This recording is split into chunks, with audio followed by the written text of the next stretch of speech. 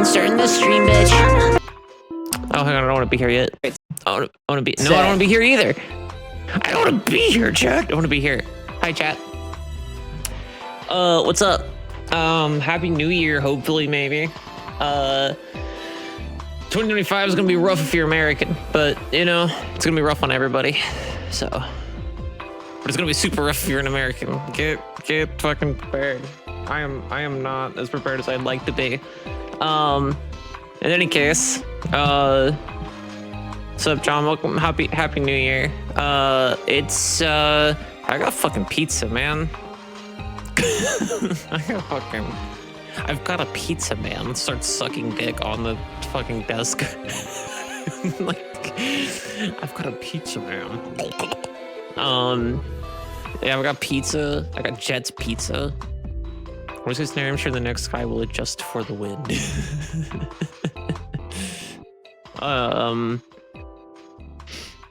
But yeah, we got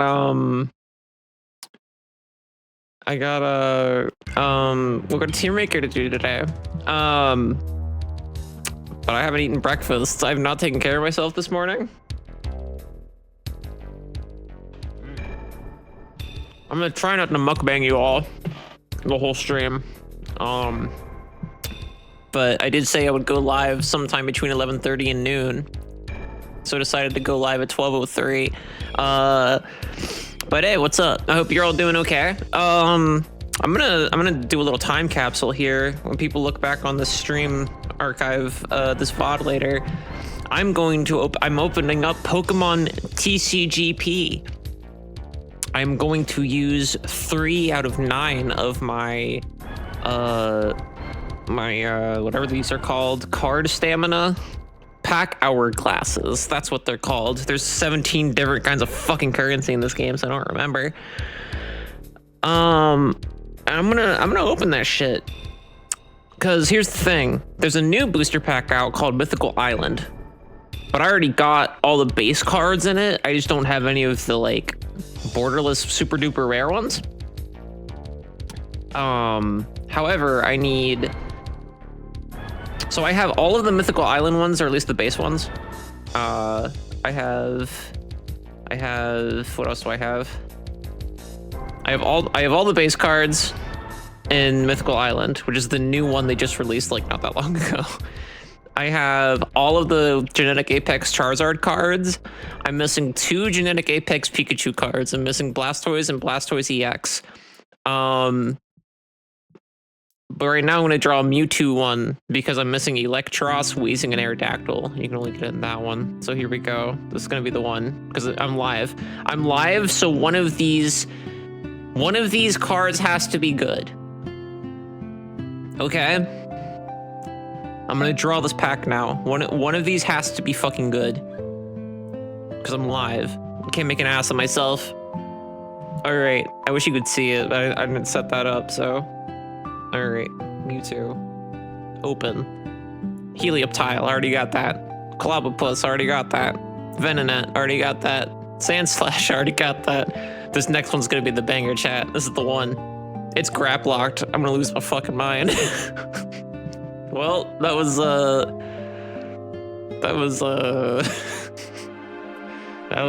something to behold. Anyway, welcome, chat. We're gonna do the Tiermaker now, so I want to talk about some stuff before we do the Tiermaker. If I talk about some stuff, I may kind of talk about what the fuck you're even looking at right now, because there's a lot to go into.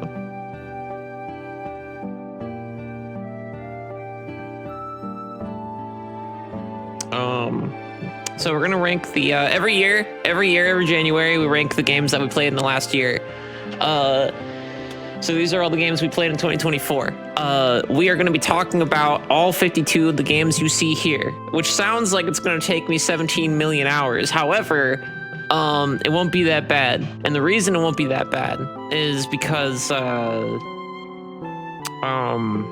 sorry, here let me do some shit. Oh my god. What are you trying to get Fuji for? Oh, because I closed Discord, so now I was gonna freak out. Here, get that shit out of here. Okay, so It sounds like 52 is a lot to talk about. However, it won't be, because a lot of them I'm just gonna kind of reminisce on, or kind of gonna just go down memory lane of the last year's streams. Because even though 2024 was a fucking shit fest in a lot of ways, and I was fucking nearly homeless for fucking half of it. Fucking we had some really good streams that year. I think 2024 was a good year for streams, for Randomrings streams. And so we're gonna talk about all these different things and just kind of talk about them and all the fun we had together. But I added some shit and moved some shit around. So here's all the games that we've already ranked throughout the years, right? So this is 2020 to 2023's games, right? And I've added some tiers and I moved some stuff around. So we're gonna talk about it a bit, okay? I haven't heard this song in a while. Hell yeah. Anyway. So S tier is like, can I zoom in more so this is like cooler for you to see on the screen? It's a little chunky, but that's fine. S tier, so S tier for this is like the GOATs, like all time, greatest of all time, the greatest of all time, the GOATs, if you will. Like, these for me are like, these are the fucking games. These like are part of my fucking personality now. Like, I love these fucking games with a burning passion. They will forever be in the Hall of Fame of like, these are what are the greatest games of all time to me personally. That is S tier. It takes a lot of very special things to be in that tier. A tier is like, I think this game is like really good and I enjoy it a lot. Or rather, in Sonic Adventure 2's case, I enjoy this game a lot. But like, it's not quite S tier. It doesn't have the extra bit of spice on it to put in S tier. Honestly, looking back, I think I kind of robbed Like a Dragon. Part of me thinks maybe Like a Dragon should have been S tier, but I'm not sure. But in any case, I'm not going back and doing it. That's the other rule. Now it's A tier. I can't go back and reassess them unless I stream them in that year. So, it's A tier. Anyway, okay, you can see my arrow. 2020, all the way to 2023. So yeah, A tier's like, this shit fucking rules. It's just not the GOAT. But it's pretty fucking close. Like, I need to stress that like shit like Time Spinner and like Rivals of Ether and like Pokemon White, fucking Deltarune, like Pyre, this shit rules. Like, this is still the cream of the crop. It's just not the GOAT of the cream of the crop. B tier, Sonic Colors and A based. I'm fucking shaking your hand. I'm shaking your hand so fucking hard. Hi, Catacata's, what's up? How you doing? Sonic Colors and A is based. Sonic Colors fucking rips. B tier. B tier, fucking, B tier is, I need to stress this too, because a lot of people see shit like that's like B or C and be like, oh, you think this game that's like monumental is mid? Are you fucking stupid? And I'm like, okay, look, B is still really fucking good. Like, Sonic and All-Stars Racing Transformed is in there. That shit fucking rips. Like, this isn't a bad tier. This is not quite A tier. Still something I very heavily enjoyed. I think it's above mid is the main reason I'm putting it in B. Maybe it didn't fucking completely blow me away, but like, I need to stress that it's not mid. That's B tier. And this is also C especially, is where you start getting into shit that I've explained on stream before as tug of war games. And what that means is some of these are games that are like fucking, there's a lot of awesome shit I really, really, really appreciate and love about it, but there's also a lot of shit that's fucking garbage about it. Like some B tier shit is kind of like that, like Billy Hatcher, for example. Like, fucking garbo game. Like, Billy Hatcher is such a fucking nightmare, but I love it, so it goes in B. People will probably say similar shit about Sonic Heroes. I don't think it's as bad, but that's me. C is like, okay, so C, the reason I say that, C, a lot of these are like tug of war games. Like I'd say like Super Smash Bros. For Wii U, Dragon's Dogma Dark Arisen, Sims 4, like these are good examples of like, these are like tug of war games where there's a lot of shit or maybe one big glaring thing holding it back, but like it doesn't mean it's the worst, if that makes sense. D tier is, I don't really like this game. This game kind of stinks a little bit, but like it's not the worst, most irreprehensible thing on the fucking planet. Like Sonic and Sig All-Stars Racing, for example, the first one, like it isn't a terrible racing game. It's just like everything in it was ported into Transformed. So like there's almost no fucking reason other than like playing as Gilius Thunderhead or whoever the fuck that like you would want to go back and play that game. Like it's fucking obsolete as shit. Lord of the Rings: The Third Age has like way too much heart put into it overall to put it in F, but like it is not a good RPG. Think Multiverse is pretty bad. Multiverses is pretty fucking bad. That is not just you. Multiverses fucking sucks ass. I think I don't remember my reasoning for putting it in D and not F. I think in hindsight I'd probably put it in F, but that was from fucking whenever that came to early access.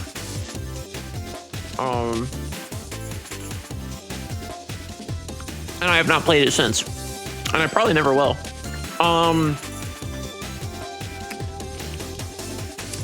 I like Harley Quinn. When I played, I don't even know if Harley Quinn was playable. I made Garnet. Garnet's my man. I love Steven Universe. Poor Super Circuit, outclassed by every other game in the series. I still love you, Super Circuit. Unreal, unreal. Hi, Julia. Hi. F tier is this stank. This is fucking stank. This is Garbo. Fuck this game. I'm not even gonna apologize about it. Like D tier, there's arguments to be made about like Super Mario Sunshine. It's a classic, right? Maybe I'm wrong. F tier, no, I'm correct. I'm correct. Writhe, seethe. I don't care. F tier fucking Garbo. F tier is stank. Okay, no, it's not that kind of tier maker, but that's the basic premise of F tier, is that it's shit that I really, really, really do not like and did not have a good time playing. I think in hindsight I was maybe a little harsh on The Witcher. I think in hindsight I would probably put The Witcher 1 in D, but it's been a while. Oh, Borderlands 2. Okay, so I've added 2 tiers. So at one point, a lot of these games were on the Tiermaker, and I took them off in 2023's Tiermaker. The reason for that was because I felt weird putting like shit like Sonic Roboblast 2, like though a competent like fan game and very good, I felt weird putting like a fan game in comparison to shit like Super Smash Bros. Ultimate, you know what I mean? Borderlands 2 is at the absolute bottom. Oh, I should probably stress that as well, because not everybody watches these every year. These aren't ranked, so the order they're ranked in the tiers, because I know a lot of people when they do tier lists, they do them like, they rank them within the tier. I don't do that, but in this tier maker, I specifically don't do that. They are ordered though. These are in order of when I streamed them, which is also why I shuffled some of them around. So like Spectre of Torment, Super Mario Odyssey, like Downwell. The reason those are there is not because I think they're the best in their tier. It's because literally, like, those are some of the first games I ever streamed. Is why they're there. That's the only reason. It's all just time based. Like, Crash Bandicoot 2 is my favorite game of all time. Like, if they were ranked that way, I would put it over here, but it's not. It's just it's in chronological order from when I streamed it. Anyway, so yeah, this shit is just, it's a bunch of fan games we played. And I think a big part of me doing this isn't just being like, look, my opinion is correct. A lot of the reason we do this is just kind of to remember shit and reminisce, I think. And I don't want to ignore these anymore. because playing a bunch of fan games and shit and like stage demos and stuff like that has been a big part of my streams. So I decided to put them somewhere. They're not ranked in any particular way. It's just kind of, hey, look at these. And part of it is just comprehensiveness as well. And part of it's just masochism.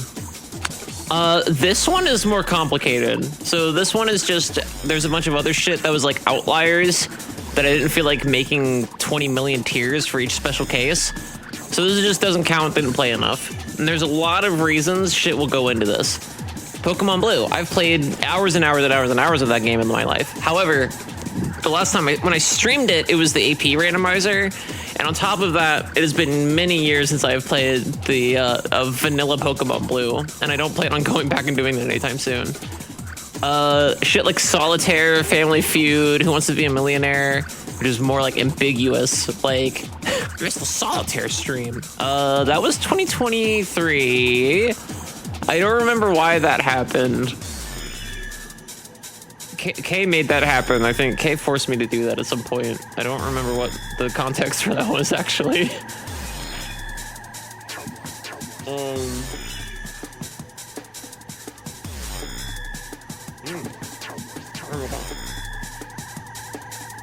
Sorry, I'm losing.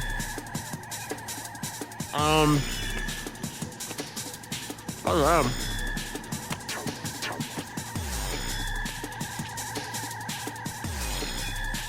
That crust is like rock solid. But yeah, there's a lot of different reasons this could go in this tier. For example, Link to the Past, I don't feel comfortable doing until I do a full vanilla playthrough of it.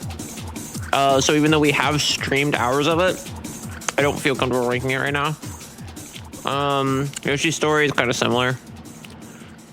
And there's shit like Project Rascal, otherwise known as Rad Rascal now. Like that was just a demo back then.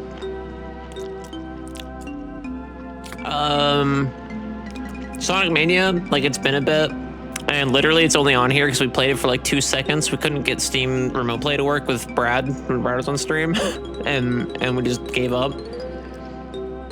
That was a whole whopping like 2 minutes of Sonic Mania gameplay.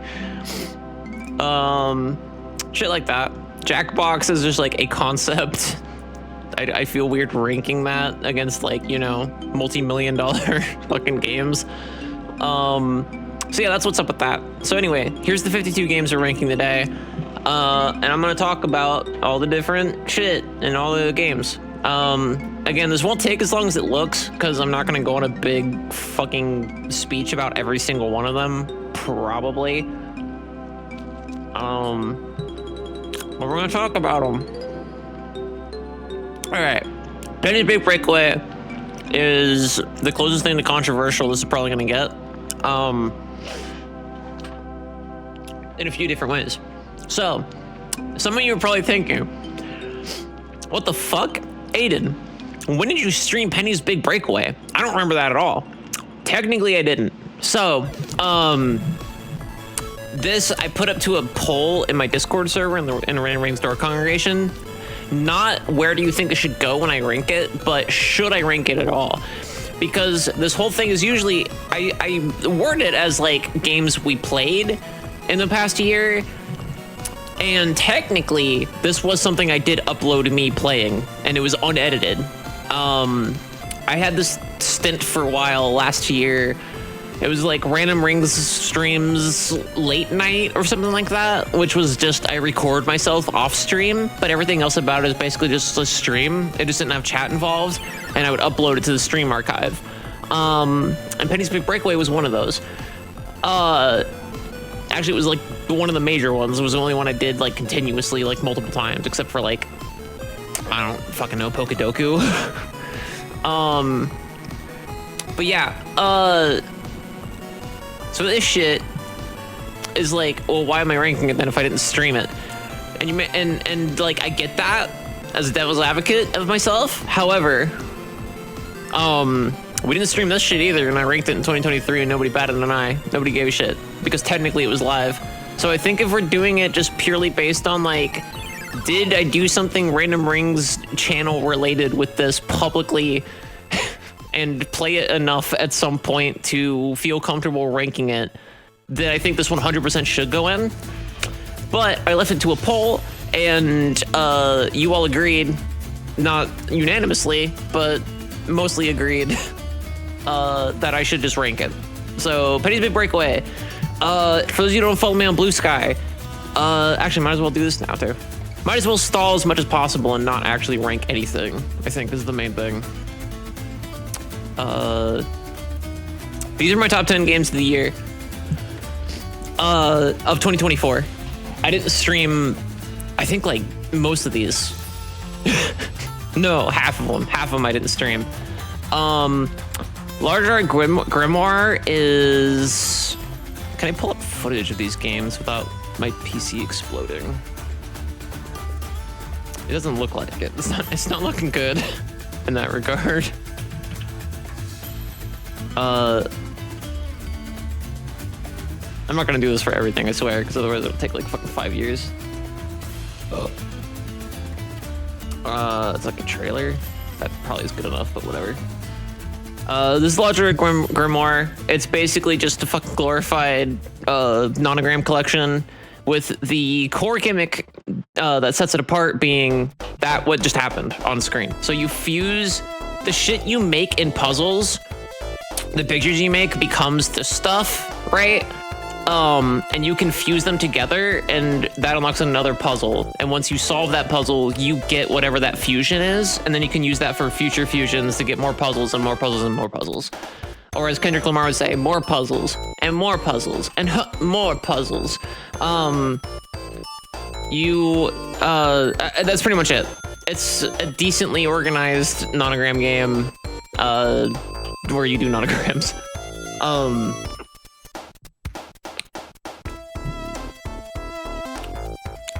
Number 9 is Astrobot. I probably don't have to fucking really introduce that one. But I will anyway. So Astrobot, there was a game that came with your PS5 called Astrobot Playroom. Astro's Playroom. And it's basically just a glorified tech demo of what the PS5 can do as a console and all the gimmicks of the DualShock 5 controller that comes with the console. And it's actually fun. It's a actually just good game on its own. Like it has a decent amount of like gameplay and replayability and is like cool. And it's like cool, chat. This is basically just a fucking like $60 like expansion sequel to that concept. A lot of it though, because it is based on the PlayStation still, it's a lot of just IPs being jerked off. A lot of them aren't even Sony. And this game, I feel that harder in this game than the last one because Astro's Playroom's gameplay had a very specific focus and happened to also be a good game around that. Then Astrobot is challenged with, okay, we already know, like, the tech demo already happened, so now this has to be an actually good platformer. And in a lot of ways, I think it is. In a lot of ways, I think it's bullshit. The quickest way I know to describe it is it feels like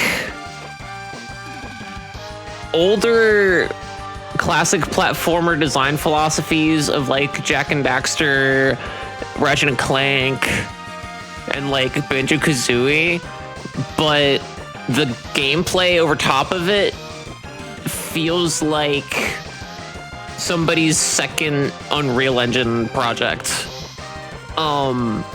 The character feels not slippery, but like too fluid and like the platforms don't really mesh with what you're doing. So a lot of like harder challenge stages and shit, a lot of it doesn't feel like part of it is like, oh shit, I gotta do this puzzle, there's a lot of motor function to this, but another part of it is just like it's not jank, and that's bad. It's weird to explain. That's number 9. Number 8's Peglin. we streamed Peglin. I've streamed Peglin a few times. Peglin came out to 1.0 this year, so I can talk about it. Peggle roguelite? But yeah, Peglin, it's a pachinko roguelike. It's good. Hi, sweetie. We just got done talking about your favorite game, Astrobot. I'm actually gonna rank this later, so I don't talk about it too much, but, yeah. That's my number 8 of my top 10 games of the year.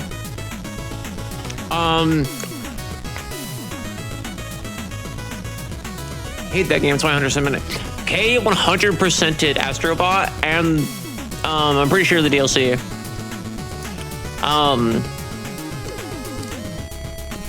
Wacky shit.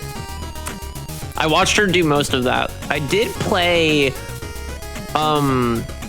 like the first 2 worlds or something on my own. I didn't beat it myself, but I played enough of it and watched Kay play enough of it to get a gist of what it is. Anyway, Peglin. That's Peglin. Content warning. Not an actual content warning. The name of the game is content warning. Content warning. Fair warning. Markiplier. This game is only good with friends, but the point of it is you take this camera. It's like Lethal Company. You have to take a camera, and it's this holdable like item, and you have to go get footage of scary shit that happens in these like dungeons. And you upload it to fake YouTube, and the cooler shit you film, it algorithmically gives you money that you can spend on other shit to make better videos. It's really fucking funny. I would say play it with people that like you trust-ish enough. It's not like Lethal Company where you can all just kind of like jump in. I feel like the best way to play content warning is with people you already know. But it's fun. It's actually a really fun game. And truth be told, Lethal Company kind of stresses me the fuck out. Content warning does in a way that I think is intentional. Whereas Lethal Company kind of stresses me out, like, not as like, oh my god, it's so scary, I'm so scared. It stresses me out as like, I wish this game fucking controlled better so I could do this shit. Like, it just stresses me out. Anyway, that's content warning. Number 6, Arzette Jewel of Faramore. I did stream this. We beat it in one stream. It was good. It is a love letter to the Zelda CDI games, and also has a Hotel Mario minigame. It's a big, stupid homage to a lot of old, big, stupid games. And it's wonderful. It's genuinely a good experience. If you remember me streaming it, you'll know that there's parts that I felt were like frustrating. I think there are parts where it's too vague to do like progression things, where like I get that that's the point, is that sometimes a character just shows up, says some random shit, and doesn't fully tell you what to do, and that's the point. But the game is like very stage based, and there's not enough to explore. Like, there's not enough exploration overall to just like kind of figure that out. It's usually just like, oh, I didn't catch this one fucking little stage detail, or straight up just like, oh, I didn't talk to that NPC a 3rd time. Like, and that's what I don't like about it. Beyond that though, like, the combat is definitely more competent than the Zelda CDI games. It controls surprisingly well without straying too far from like what it's trying to be. And then just like as a piece of art, I super appreciate that. So that's number 6. Number 5, I have not streamed this. This is Rivals of Aether 2, the sequel to Rivals of Aether. It's a Smash clone. And the things I haven't played much of it, but the things I so far like and hate about Rivals of Aether 2 is that it is very much a melee clone and that's it. Like, there's a lot of heart put into it. It looks great. This is pre-rendered shit, so this doesn't count. Where's the actual gameplay? There we go. It looks like this. The first game was pixel art for those who haven't played it. And now it looks like this. It's like a kind of like swimmier. I guess it's more of the ultimated rivals, but it still feels more like Melee. And in that sense, it's fucking cool. It's just like, I don't know. They also took out a bunch of accessibility shit. Like, part of the reason I always recommend Rivals 1 to people so much is because of its like tutorial section and how it has like specific shit to learn different characters, but also like all that dumb shit where like Smash players, you know, they're like, you have to fucking do the up tilt. You don't know what that is? Were you born yesterday? Like, Rivals doesn't do that to you. Rivals of Ether 1 has a tutorial mode that teaches you a bunch of fucking tech in a way that's like, you're gonna actually remember it, and it's fun. And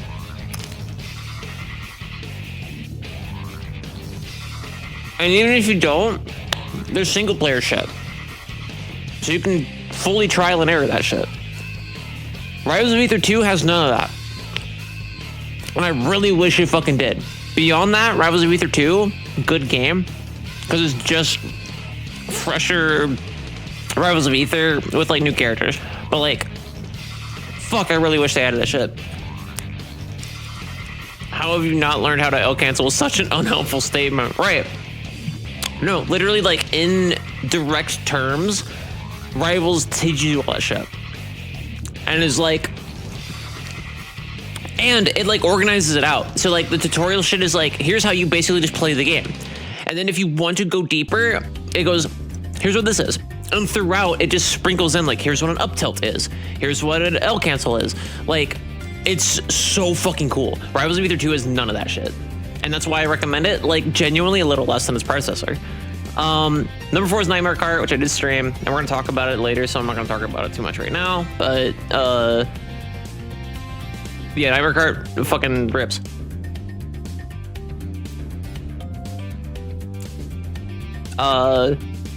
Lilith, what the fuck is her name? Waiter? Walter? Lilith. Fucking low poly bunny on internet fucking made this game, and it rips. I don't even play Bloodborne, but it rips. We'll talk about more of that later.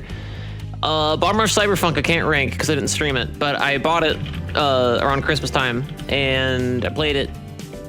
I will be streaming it sometime this year, and the reason I say that is because it has an archipelago randomizer that the developers of that rando made like literally within a month. I think they started making it like the day that it launched and it got PR pulled and officially supported by Archipelago like literally like maybe 4 weeks later. It was crazy. But like vanilla, it's a good fucking game. It's Jet Set Radio but playable. There's a lot more Tony Hawk feel to it, I think, in a lot of ways. But like, it's Jet Set Radio but playable. The story sets it apart a lot as well. It actually has like a good story. It's not a lot. It's not Hades, but like, it's good for what it is. I haven't beaten it yet, but it's so far so good. Cool. That's Bomber Cyberpunk. That's my number 3 of the year. And the only reason it's number 3 and not number 1 is because holy fucking shit. Like a Dragon Infinite Wealth came out this year. Do you remember that coming out? Do you remember that? Do you remember that Like a Dragon Infinite Wealth came out this year? This game fucking rips. But here's the thing. I'm a liar. I didn't fucking play Infinite Wealth. I just watched K more or less 100% it. It's such a fucking charming game. Like, even in just in form of storytelling. But it's also like a genuinely good turn-based RPG as well. And like, I think arguably maybe a better adventure game than the first game. I still recommend Like a Dragon more. But Infinite Wealth also fucking exceptionally good. I cried. I sobbed. Oh my god, I can't tell you why, but oh my fucking god. It's really good. And now we can talk about Penny's Big Breakaway. And now we can talk about Penny's Big Breakaway. Or not. Here we go.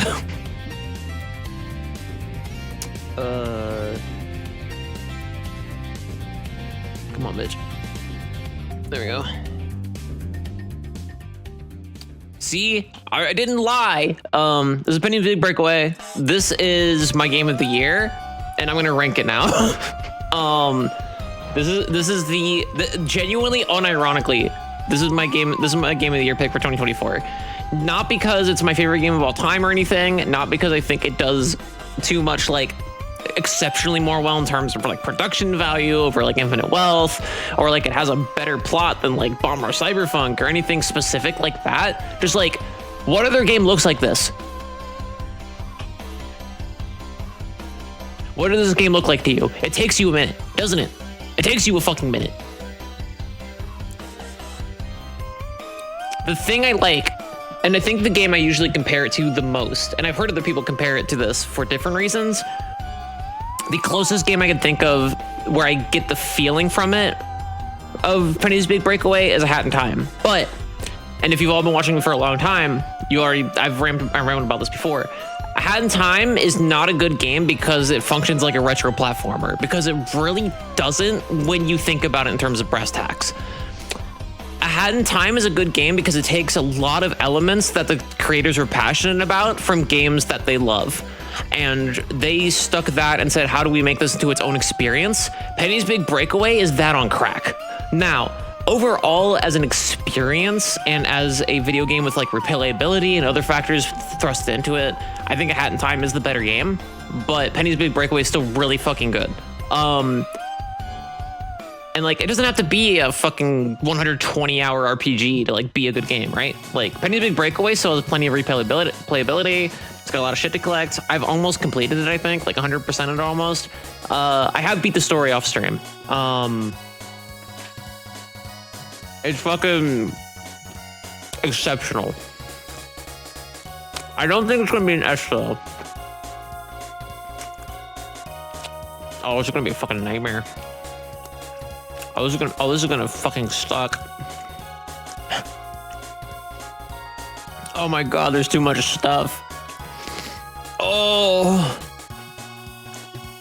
it's not a B. I'm gonna put an A because I don't think it's one of my favorite games of all time or anything.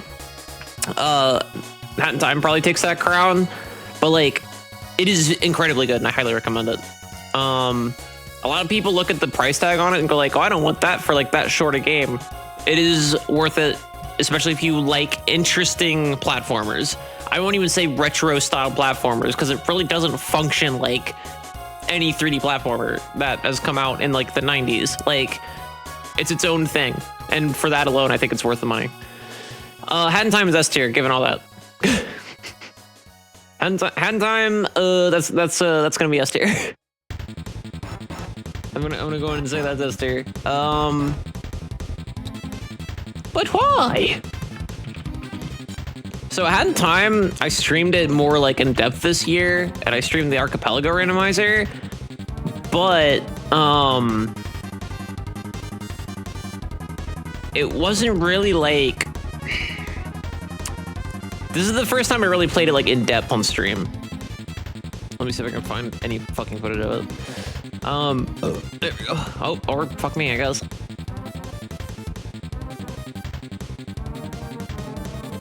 And this is the AP rando and it's running like shit for some reason, I don't know why.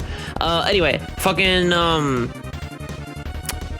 Hat in Time, again, a really good game, not because it functions like a 3D platformer, because it really doesn't. It really fucking doesn't. It doesn't have that jank.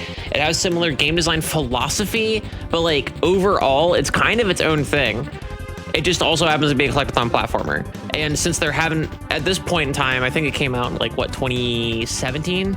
It didn't really have a lot else out there to compare it to, especially because this was getting more traction and more people that were seeing it hadn't seen a 3D platformer since fucking like Banjo-Tooie or like whatever last Ratchet and Clank game they played. So this was just kind of like, oh, it's like Super Mario Galaxy, you know? Which in a lot of ways it is. Like, I'm not saying it's not, but I think the things that make it good aren't that it's retro. Because, like, look at it. It's not.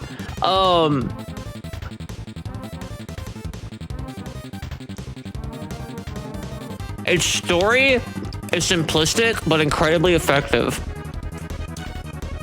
The gameplay is like fucking butter. Figuring out how to make this kid do shit fucking rips. The DLC all rips except Vanessa's Curse. And even if you don't splurge on the DLC, there's still so much shit to do in this game. And it all rips. And it's fucking beautiful. I know right now I have a super duper shit vision in this gameplay because I can't like stream it and run it and record it and play at the same time without it fucking up. But it's so fucking good. It's so fucking good. S. Easy S. Easy fucking S. I can close my top 10 games now. Easy fucking S. I've never streamed Mario Kart 8. I love Mario Kart 8. I should do that sometime. There's gotta be a better way to scroll up. So my mouse wheel is bad. So I would have to manually zoom out and then zoom back in. Or do this. Because my mouse wheel doesn't work. Because like, watch, I'm gonna try to scroll up right now. Oh, of course, now fucking. Oh, see that? See that? I'm scrolling up physically right now, but it's like jumping all over the fucking place. All right, Banjo-Kazooie.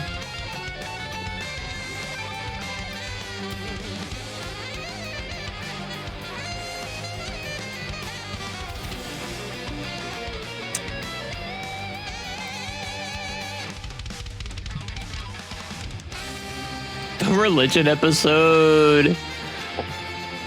The religion episode. I love the religion episode. I genuinely love the religion episode. That was 2023 though, wasn't it? No, it was 2024. That was June of 2024. December. Banjo-Kazooie. Such is life. I've had bad squirrels before. Kay knows a way to like at least temporarily repair it, but I'm too fucking lazy. And I don't remember how to do it, so I'm gonna not do it until I get a new mouse or something. Anyway, Banjo-Kazooie. So this game is good. It's I think it's one of my favorite like 3D collectathon platformers of all time. But is it good enough to put an S? And if not, why?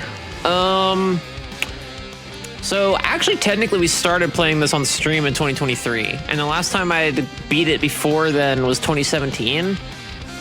So I decided like I'm not gonna rank this until either because it was for NSO fuckery. I didn't just start a Banjo-Kazooie stream for no reason. We did it to like for NSO fuckery, which for those of you who haven't watched me do an NSO fuckery stream.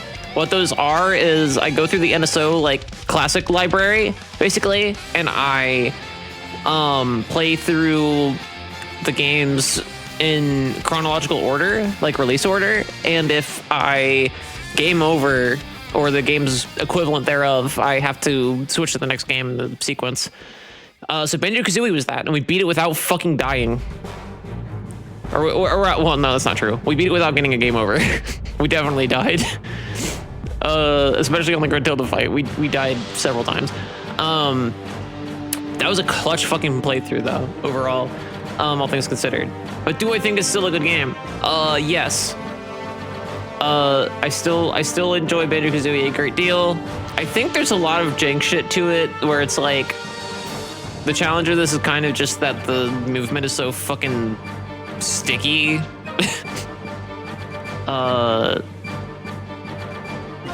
Actually, can I like... See, this is me trying to scroll out right now. I can't even fucking do that. It's like so fucking busted. I can do this. And lose Banjo-Kazooie and never find it again. There we go. But yeah, I definitely don't feel mid about it. It's not a C. Like, overall, this is a really good, like, well-organized, satisfying fucking platformer. It might not even be the best at what it does. I would even venture to say it's not, but it's exceptionally good at what it does, in many ways. I think it's a B. I don't think it's S either, though. I think A is perfect. I think A is perfectly how I feel about Banjo-Kazooie. One of the greatest of all time, but for like in relativity to itself and to what it created, more than like a general experience as a whole, I guess. I guess that's about how I feel about it.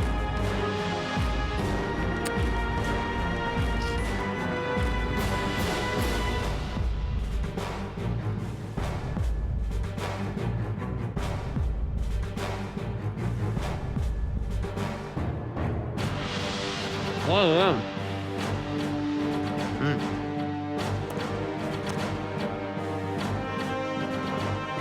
The crust on this pizza is fucking rock solid. Anyway, Final Fantasy VI. We didn't play this one for too long because people really weren't coming out to them, so I just stopped doing them. Final Fantasy VI. So I played this on the Game Boy Advance when I was a kid and really enjoyed it, but never beat it. And people wanted me to stream it. And Kay had the Pixel Remaster already. So I decided I'm just gonna stream that. I couldn't bring myself to beat it. And still haven't, and probably won't. I do not enjoy it as much as I used to. I don't enjoy it as much as I thought I would. It's this really weird mix of like a linear storytelling thing and like and also trying to be explorative, but a lot of the secrets are like either like really obvious or really cryptic and like don't even work half the fucking time, like getting the Yeti guy. Can never find myself enjoying Final Fantasy VI despite really loving Chrono Trigger. I mean, yeah, they're an identical engine, right? But like, yeah, I might try Chrono Trigger sometime, actually, just to see, because I've heard that it's so fucking good. Maybe it has shit about it that I like more than Final Fantasy VI. That and like its replayability, like I've heard Chrono Trigger is like immaculate at that, considering, you know, it's a time travel game. But yeah, I don't know. There's a lot of shit about it that like maybe it's just the fucking Pixel Remaster in general, but like I don't fucking know. I just can't fucking deal with 6. I'll say though, I still have a lot of good memories of like the characters, the settings, the music is fucking immaculate. But like, just like overall, like, especially in hindsight, it's just it's a turn-based RPG. It's a very linear story-based turn-based RPG. And like, I feel like in hindsight, that's all I feel about it. The version of 6 seems a little inconsistent in its visual style. Yeah, it's still better than a lot of the mobile versions and shit they make, usually, but it's, yeah. I will say the SNES version and Game Boy Advance versions, I still think look better, but there's a lot of quality of life shit they added. The new soundtrack as well, Nobuo Uematsu had a hand in actually as well. So like the orchestrations are actually like interesting and fun, which I enjoyed. But yeah, I don't know. FF6 just didn't really grab me as much as I thought it would. Just very weird because it's like a part of my childhood that I appreciate. But oh well. Peglin. We talked about Peglin. If you do try Chrono Trigger, the DS version is pretty authentic to the SNES version? Really? I will have to fucking keep that in mind, actually. Maybe one day, I don't like doing big series on fucking stream anymore, but like maybe I'll make an exception for Chrono Trigger because people have been telling me to fucking play that shit for age.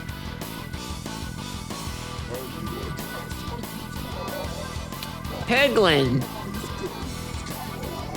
The year. Peglin, the year. Last year we deemed it the year of pegging.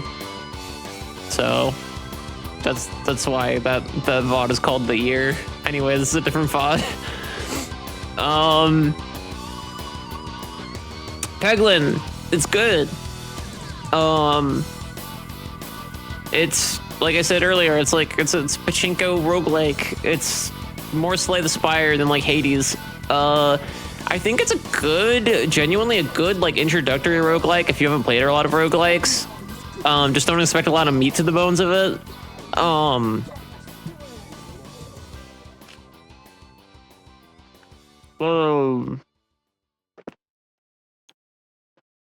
Not in the sense that I think it's like the best roguelike ever, because that's what Hades 1 is. But like, Hades 1 is the roguelike I would recommend people to play the most, but not because it's a roguelike. If you specifically want a quintessential roguelike experience without getting your head bashed in constantly like you would if you were playing like Binding of Isaac, Peglin is actually a really good alternative. It's pretty cheap. It's not a super expensive game. And if you do beat it super early in, because it is like an easier roguelike in my opinion, doing Crucible will kick your ass and make you think twice about that statement. So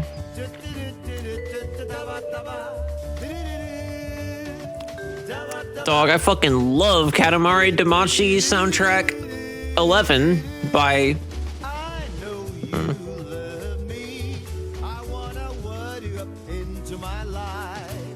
Anyway, where am I putting this motherfucker though? Sky. It's not a fan game. F tier. I hate pachinko.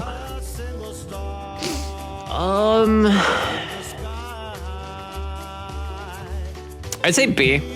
I'd say it's a pretty solid B. I definitely don't feel mid about it. And I think what it sets out to do, it does exceptionally well. However, I haven't played it since last time we streamed it, I'll be real. It doesn't, like, I'm not obsessed with it, but it's good. It's a very good indie roguelike. It's a good song regardless of the accuracy, the ID3. Yeah, Kay got Katamari reroll, and we've been playing that on and off. Then she beat it again, and she was like, you're putting Katamari songs on the Mayor's playlist. I'm so in love with you. I wanna word you up into my life. Let's roll up to be a single star in the sky. I need you to feel me. I wanna word you up into my life. Slay the Spire. Can't fault her for that. She's right. Slay the Spire. Slay the Spire. Oh, I wish my computer wasn't exploding slowly. Slay the Spire. A game that we played.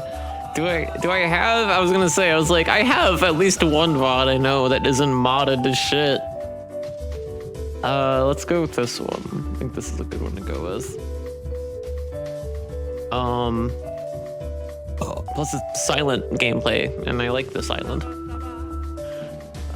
Anyway, Slay the Spire, another roguelike. This one's a deck builder roguelike. If you haven't played this before, you're probably thinking, wow, why didn't you just tell me it's fucking garbage? Why didn't you tell me it's trash? Well, it's actually really good, and I'm gonna tell you why. It is really good at hooking you. It's at the beginning, it's very much like, this is fucking impossible. How the fuck do I do this? And then you start experimenting and go, oh, this card and relic combination worked. What if I can get that again? Oh, well, this other card and relic combination that I got on the way to get this other thing worked. And this worked. And then, oh, I beat the Act 1 boss. And then this one worked. And this thing worked. And this thing worked. And oh, I'm at the fucking Spire. And this thing worked. And it just goes downhill from there. Because unlike Hades, every single time you start this game, for the most part, basically, you start with the same shit you had when you launched the game at first. Not including, like, different characters, and there's some, like, relics and cards that you unlock by doing more runs. So, like, there's still a bit of, like, that going on where you do get something in between runs. So just for playing the game, you do get more. But it definitely has, like, it has enough of that to keep you going in the beginning. And then from there, it's like, okay, well, I gotta look more characters. Okay. Well, there's, like, a secret ending. And you're probably thinking, why the fuck would you want the secret ending in a game like this? Because by the time you're thinking about whether or not you want it, you're already hooked. You're gonna do it just because you gotta fucking chase the dragon on that shit. That said, the art is good. The soundtrack is small, but good. There's not much to the soundtrack, but it is a good soundtrack. But anyway, F tier, because roguelike deck builders are fucking stupid. So we're gonna put it in...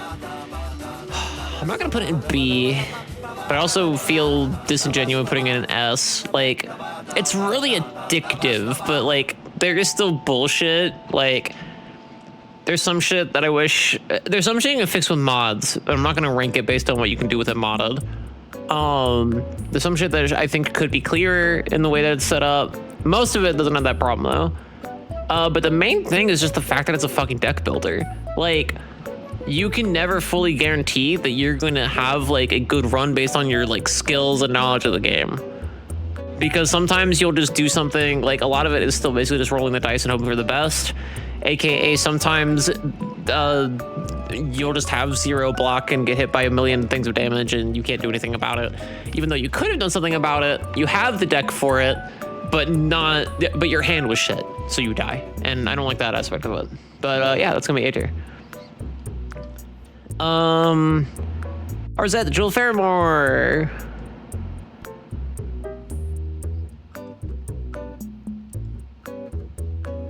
Arzette, the Jewel of Faramore.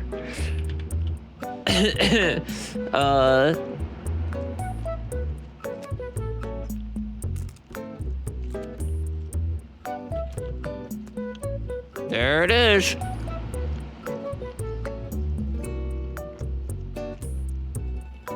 Like I said earlier, this is a really good emulation of a bunch of old shitty games. The art is wonderful. It's so fucking nice with it. The animation is really good at capturing the old essence of what it's trying to emulate. The story functions for what it is. The music's fucking nice with it. I'm gonna turn the closed captioning off on here, actually. Not on the stream, on the VOD that I'm putting on in the background while I talk about this shit. Oh, I missed the non-boob redeem. I gotta figure out how to put that back in. Anyway. Yeah, I don't know. Like I said, there's a lot of shit in it that I felt was like too vague. Or shit that just like wasn't clear enough. And it's like, where the fuck do I go? You go everywhere else, can't do anything else. And you don't really get a whole lot of anything for like going back to these stages and doing a whole lot of shit and like backtracking. So even if you do get lost, like... So like if you get lost, it just kind of feels like you're stuck in being lost, and that sucks ass. Beyond that though, it's actually a very competent fucking game, and I enjoy it a great deal.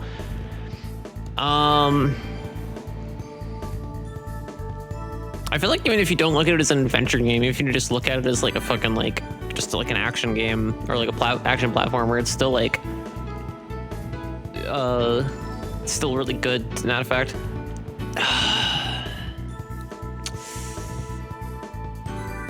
I'll say overall, I'm gonna put it in B, but it's like, I don't know. Let me check out what's in A. Yeah, it's going to be. It's going to be. What the fuck even is the VOD for that? Because that wasn't its own VOD. That was just like a thing I did off the cuff. Let me see. Granblue.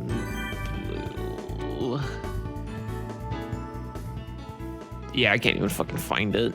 Why the fuck did we stream Granblue? Why did that happen? I streamed Granblue.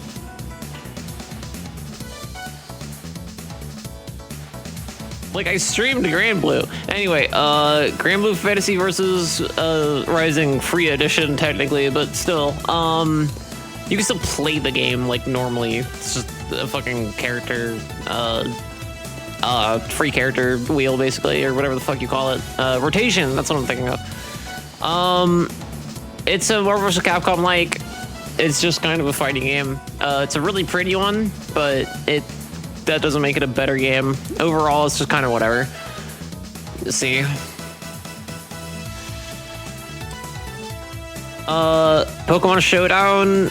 Remember that time that we did Pokemon Showdown? Remember when I played, remember when I did the Pokemon Dimensional Tourney and somebody went on there and like fucking called me slurs and harassed the shit out of me?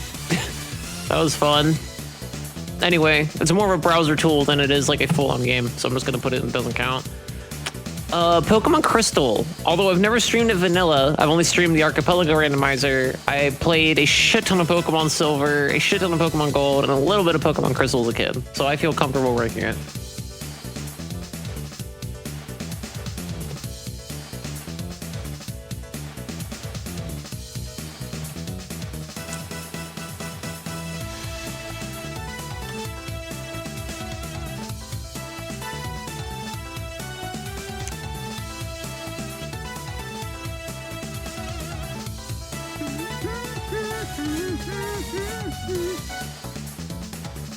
Well, that ain't Pokemon Crystal, is it?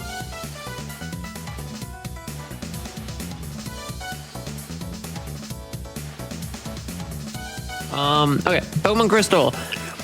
This is the second Pokemon game that was like a mainline game. The thing you have to understand about Silver and Gold in particular is that they were like revolutionary. And I'm not just talking about Pokemon. You know I don't use that term lightly. When I say that shit, I mean like, it is that good. And also like, not even that good. It was like so much exceptional shit. Like the time mechanic and having that much shit affected the overall gameplay in something this big, that had never happened before. That had never happened before. A game that just has basically another fucking game's data inside of it, like pretty much. Like the entirety of Kanto was shoved in. That was unheard of. Fucking the day-night cycle graphically unheard of. It wasn't a revolutionary game for Pokemon, it was a revolutionary game for RPGs. And it was just like, in my opinion, these games, Gold, Silver, and Crystal, are the definitive Pokemon Game Boy experience. If you want the experience in terms of what it is as a piece of media, I guess play like Red and Blue Vanilla and have fun with that fucking bullshit. But if you want that experience but fun, this is the one. And Crystal is considered by many the definitive version of Silver and Gold. And honestly, as big of a fan as I am of Silver, I think I'm willing to agree in this one that Crystal is like the GOAT of the three. And as such,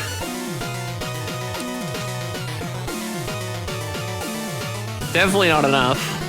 Definitely not a D. Definitely not a C. It's like one of my favorite generations and one of my favorite games, so not B. I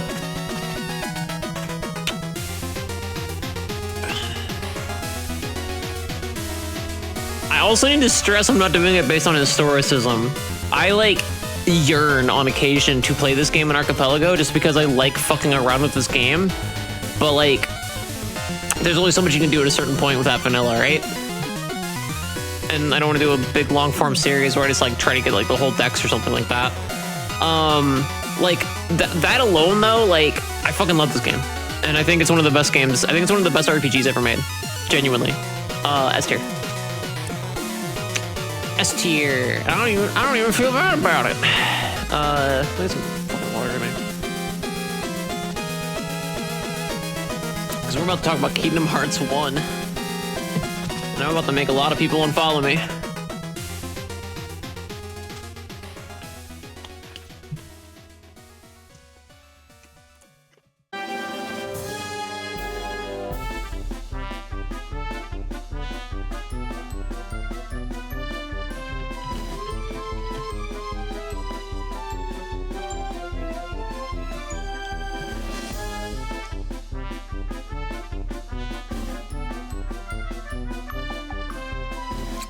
Kingdom Hearts, originally released for the PlayStation 2 in, I think, 2001, if I'm not mistaken. Ported to the PS3 and remastered, whenever the fuck that was. And then that remaster, remastered again for the PS4, and then ported to the PS5.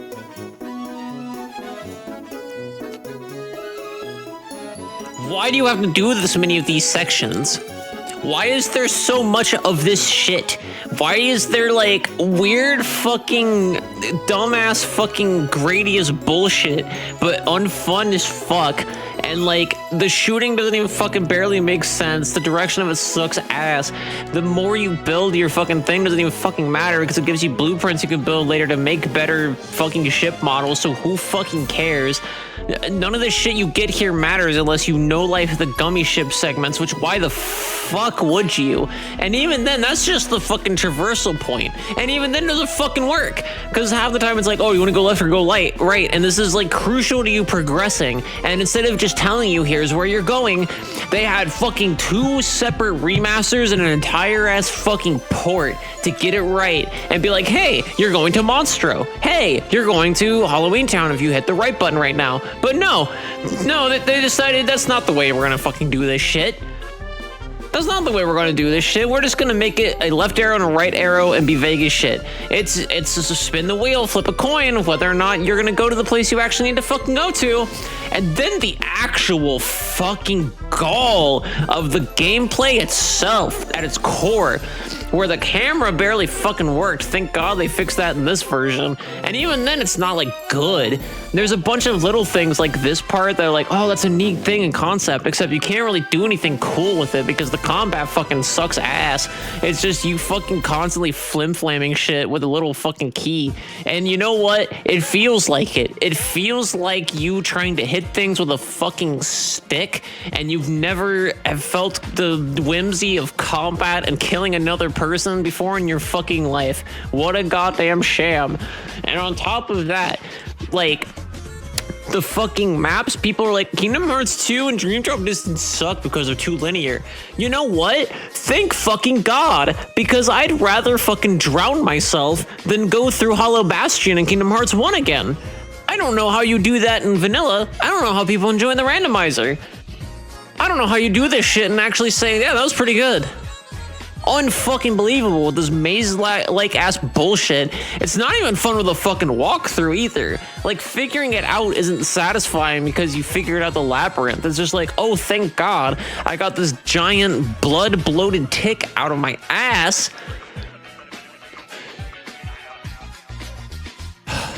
The plot functions for what it is. It's just a dumbass fucking Disney anime story. It is just a Final Fantasy tale about a child that is friends with Donald and Goofy, and your friend is an edgelord, and your other friend is a rich bitch that decided to hang out on the island with you.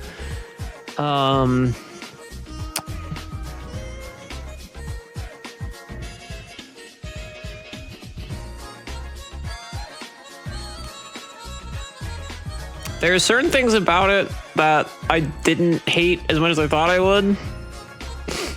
I'll say, okay, this is where it gets tough. It is not a C. It is not mid. Saying this game is mid is completely fucking either forgetful or dishonest. It is either a D or an F, and I do not know which. Because it's a garbage, frustrating piece of shit of a game. But the charming things about it that bring people to the series as a whole, myself included, are the fucking stupid goofiness of all the cutscenes and dialogue and how like elaborate all this shit is set up. It's seeing the goofy shit that Nomura thinks is cool. And some of it is seeing the shit that Nomura thinks is cool, and it actually is. There's good like designs and shit in the game and stuff too. The music is exceptional. The original music was really fucking good. And the remastered soundtrack, completely fucking redone by Yoko Shimomura, is still really fucking good. So in that regard, like, just as what it is in essence, like, maybe D's not inaccurate, but like, it is a video game, and interacting with it is a frustrating nightmare of a fucking mess, and I don't know if it's even worth it. But on the other hand, I have to consider what I've put in D and what I put in F. I think it's D. Am I crazy? I think it's D. I think it's D. Resident Evil 0 is an inventory management nightmare. It's not fun to play. It's like, you know what really stresses me out? Being on a train. You know what really stresses me out? Bad inventory in a video game. You know what really stresses me out? Having to shoot someone in the face. Let's put all those in a video game. That feels like nothing redeemable here. I'd say there's some redeemable qualities in Resident Evil 0, The Witcher, Lost World. I'd say at least 4 or 6 of those games have something redeemable, but not much. It's like a 90-10 split. I don't know. Yeah, Kingdom Hearts, like, it has something going on. Yeah, I think I agree. I think D. Because, like, F is frustrating, but, like... no, that solidifies it. Yeah, no, it's a D. Because right when you said that, my brain was immediately like, that's something I agree with.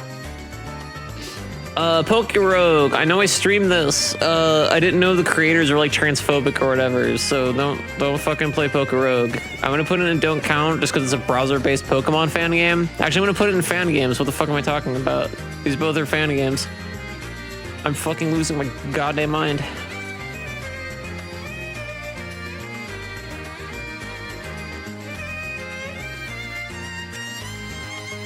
Did I do anything else? No, I did not. Gartic Phone. Where do you rank that? It's already in, it doesn't count here. What the fuck am I doing? Hades 2. Let's talk about Hades 2. For the record, I'm not gonna rank Hades 2. But I would like to talk about Hades 2 if you would indulge me. I'm gonna talk about why I'm not ranking Hades 2. Actually, I'm not going to show gameplay of it because a lot of people are holding off. Okay, so never mind. I'll talk about it real quick. Hades is my favorite game. Like, well, it's not my favorite game. It's one of my favorite games ever. It's probably my favorite indie game. It's my favorite roguelike for sure.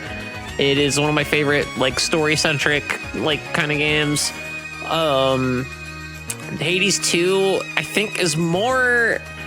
If you were looking for Hades 2 to be the objective improvement of Hades 1, you're not going to have a good time with it, I don't think. Or rather, you have a good time with it, but you're going to be disappointed. I think if you see Hades 2, especially as like an evolution and pure expansion of the lore and its own tale being told in that same universe, Hades 2 is phenomenal. However, it is in early access, and there's still a lot of it that hasn't been done yet. There's a lot going for it now, though, so I highly recommend just fucking buying it in early access if you want to. But for now, I'm going to put it in Doesn't Count. And when it goes in 1.0, maybe I'll play it a little more, maybe I'll stream it again and talk about it more. But until then, I don't feel comfortable ranking it.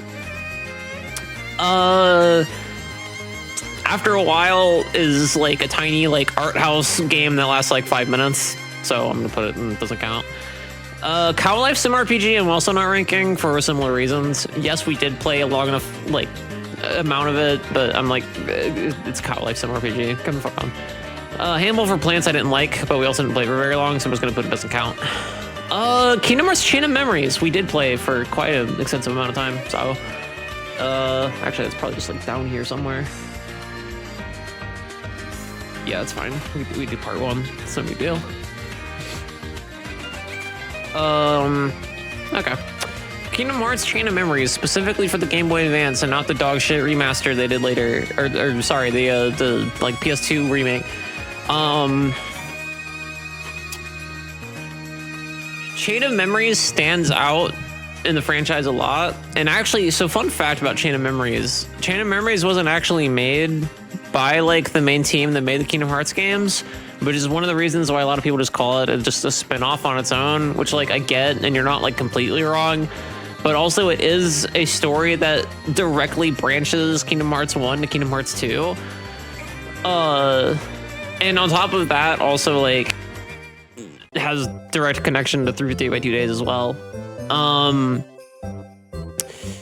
Chain of Memories is a very interesting game because it's not like your typical action RPG. It's also part deck builder, which is why a lot of people fucking hate it.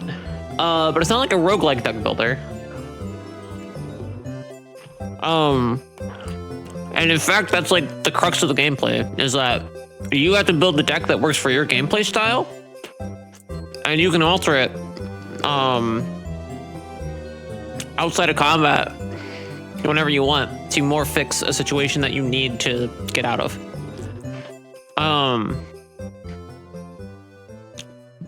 The music is mostly just like Game Boy Advance versions of what's in Kingdom Hearts 1 for the most part, but it's still really good. The scenery and the sprite work is phenomenal. Like this game looks wonderful. For Game Boy Advance anyway. And genuinely, unironically, the story is one of my favorites in Kingdom Hearts because it kind of has its own open and shut thing going on, because it has like a mystery going on that's like kind of self-contained.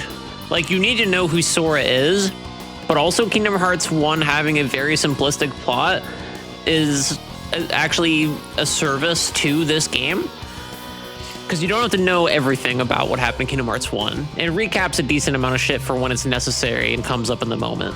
But like the dialogue is actually like good for the most part. I think a lot of the dialogue in the original Game Boy Advance version is, in my opinion, better than what they did with it later. The characters all feel like characters. They're all part of their own little thing, and they all have their reasoning for fucking with Sora, basically. There's just a lot of fucking personality in this fucking game, and it's really, really weird. And sometimes, to its discredit, it is. But I'd be hard-pressed to call it a bad game. After replaying it, I would be hard-pressed to call it a bad game. And I truly believe that. I know I shit on Kingdom Hearts a lot. I would be genuinely... I would feel silly calling this a bad game. That said, it does get frustrating at points, especially like later in, where like sometimes it just like feels like you didn't get enough of a stat, and then you can usually just overcome the thing by grinding. What it is, you know, that's an RPG thing. Would I put it in A?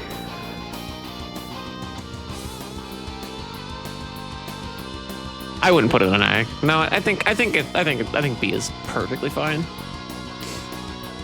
Nightmare Kart. Hello.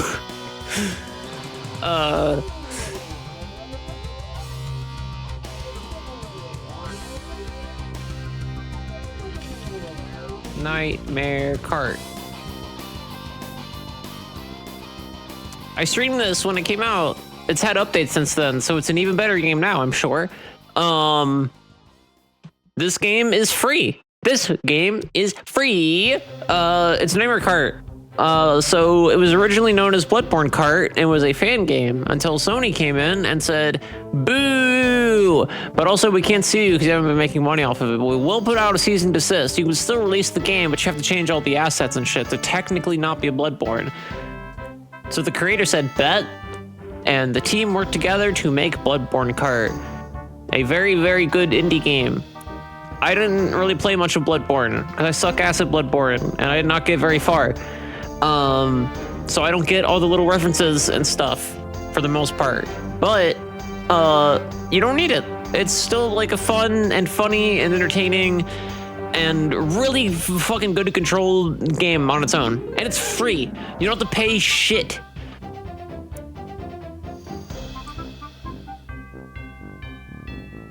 It's real good.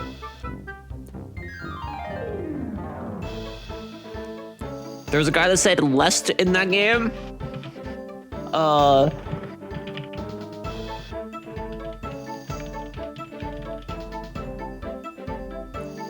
Okay, I guess that doesn't work the way I thought it did. Anyway, quote, a Kart game. Normally that pulls up a thing from the game. I guess I didn't like put it in or something. I don't know. Anyway, I didn't mean to put believe in the heart of the chum. I meant to put in the quote, this is last. Nevercurse could be an A. I have complaints about it, but like very, very few. I mean, it's kind of like a Twisted Metal like, but it's really good. It is genuinely like the best Twisted Metal like that I've ever played. I think just like overall controls wise and how like comfortable everything is to like fuck with and flop around with. I like it more than like actual Twisted Metal. Yeah, missions like that where you're just kind of beating your head into a wall are not as fun. But like, yeah, the rest of it is like, it's fucking like immaculate. Oh no, Sunk. Oh no, Sunk. Oh no, remember I rage quit Sonic 3 and Knuckles? That was fun. Anyway, I did a Sonic 3 and Knuckles playthrough where I repeatedly talked about how bad I am at Sonic 3 and Knuckles and never beat it as a kid and never beat it as a young adult and then proceeded to beat it. I beat the 3 levels. I beat the Sonic 3 levels, and then when the and Knuckles part came in, I fucking did okay. And then I just like flopped at the end and said, nah, fuck this, I don't want to play this no more. But yeah, this game was part of what shaped me as like an artist and as a musician. Like overall presentation wise, this game is fucking peak. This game is fucking incredible presentation wise. Gameplay wise, genuinely, and people might fucking hate me for this, but I have made it pretty clear over the past 4 years of streaming and the past like 10 years of being a YouTuber that I don't give a fuck. Sonic 3 and Knuckles and Sonic Mania, which we're not really talking about like directly right now, but Mania are peak Sonic gameplay. 2D Sonic gameplay peaked genuinely completely. Or at least in an official capacity. At the very least in an official capacity, 2D Sonic gameplay loop peaked at Sonic 3 and Knuckles and Mania. And it has never been better than those two games. And I don't think it ever will be better. At least in an official capacity. In my personal opinion, fan games are coming fucking dangerously close. Fan games are coming dangerously close, and by dangerously I mean tee-hee-hee. I hope they do it, because fan developers fucking rule. Yeah, there's frustrating glitchy bullshit. It's a Sonic game. The whole, oh, you can't see what's happening 3 feet in front of you thing gets old really fucking fast. But that's a Sonic thing. I feel like it happens less in this game than most. I'm trying to think of ways to describe it on its own, as in just like in relativity to the Sonic franchise. I mean, overall, it's a unique, silly little platformer. Like, at a certain point, you kind of have to be glad that shit like this exists, because like, if we had a rulebook for what fundamentally makes the best platformer, and we went by every single thing in that rulebook and checklist, I don't think a lot of us would want it anymore. Or at the very least, we'd play it for a bit, say this is perfect, and then we'd leave it alone, I think. So I think the fact that zany shit like fucking Sonic 3 and Knuckles exists is actually a good thing. And Knuckles.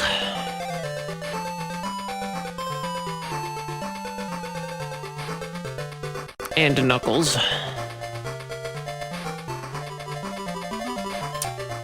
Anyway, after. I'm either gonna put an A or S. I'm not sure which.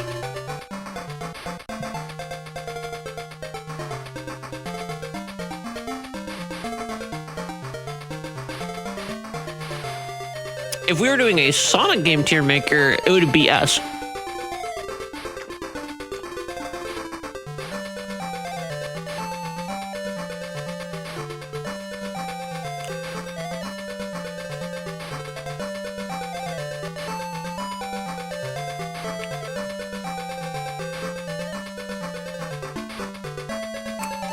I want to say A. Because everything I want to put it in S for is like aesthetic and like and shit. Like I don't come back to play this game that often, not because I don't like it, but because there's a lot of really frustrating shit about it that keeps me like at bay and makes me frustrated. And Sonic Adventure 2 is an A for similar reasons, so I think they should both just be an A, and that's fine. Ooh, a short hike.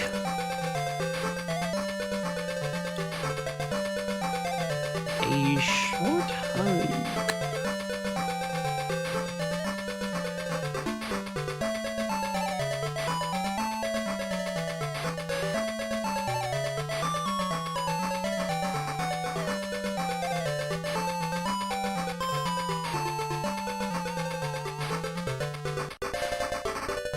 A short hike.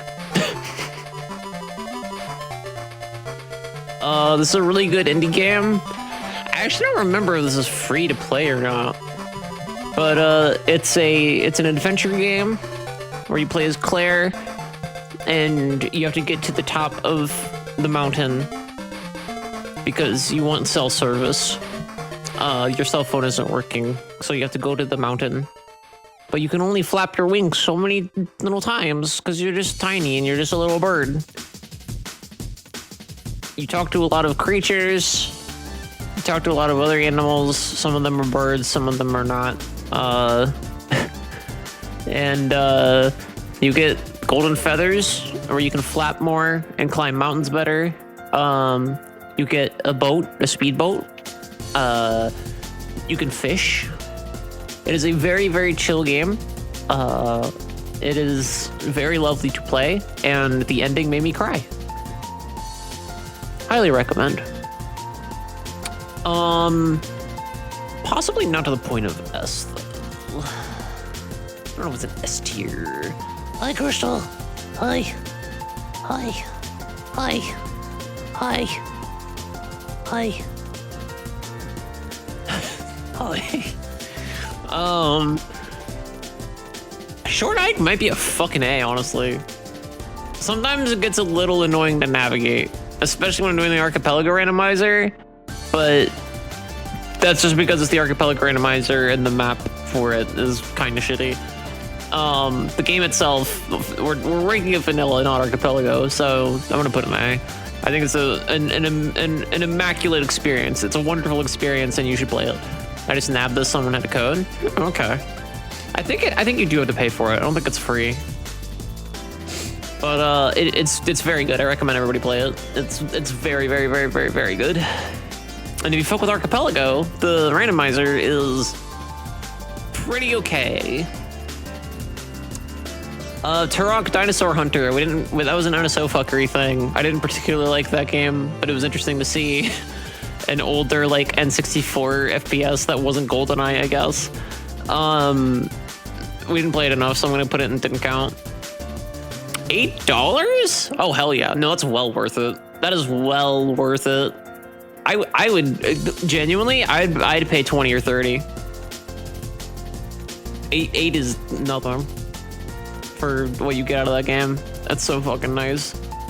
Blast Core, another rare game. We didn't play enough of that one. but I'm gonna put it. So I'm gonna put it. Didn't count. Didn't play enough. Extreme G. A lot of you probably don't remember that one, but that was NSO fuckery Nintendo 64, and we actually did play that one a decent amount. So, I actually am going to rank that one because we played it enough time. Let me see if I can find that in my VOD.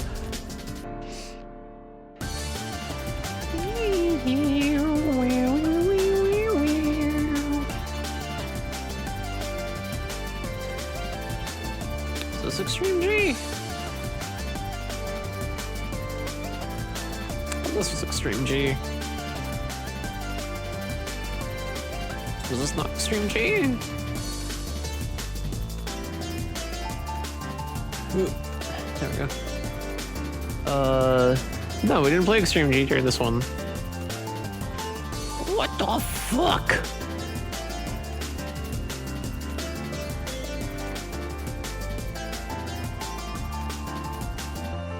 Okay, this is the Extreme G VOD. Okay. And I don't have a time marked. Fuck my life. I know it was towards the end.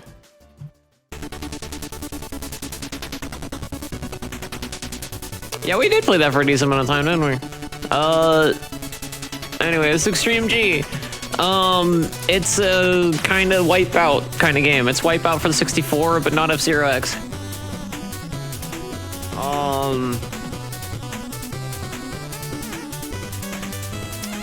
It feels kind of flimsy, but not in a way that I like despise necessarily, I guess. It's an Acclaim game. A lot of them just feel like mini games in another game that were put into a big game's shoes.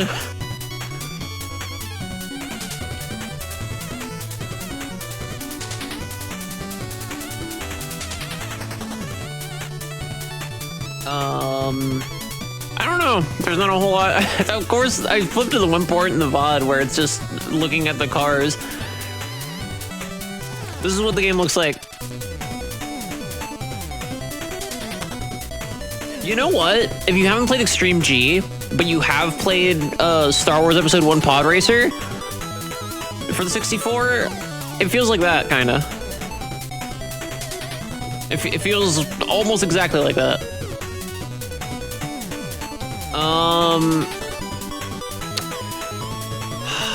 That's sad. I don't have a strong opinion on Extreme G one way or another. I've been putting C. It's fine. it's fine. Risk of Rain 2 is an interesting topic. Risk of Rain 2. Interesting to bring up. Interesting.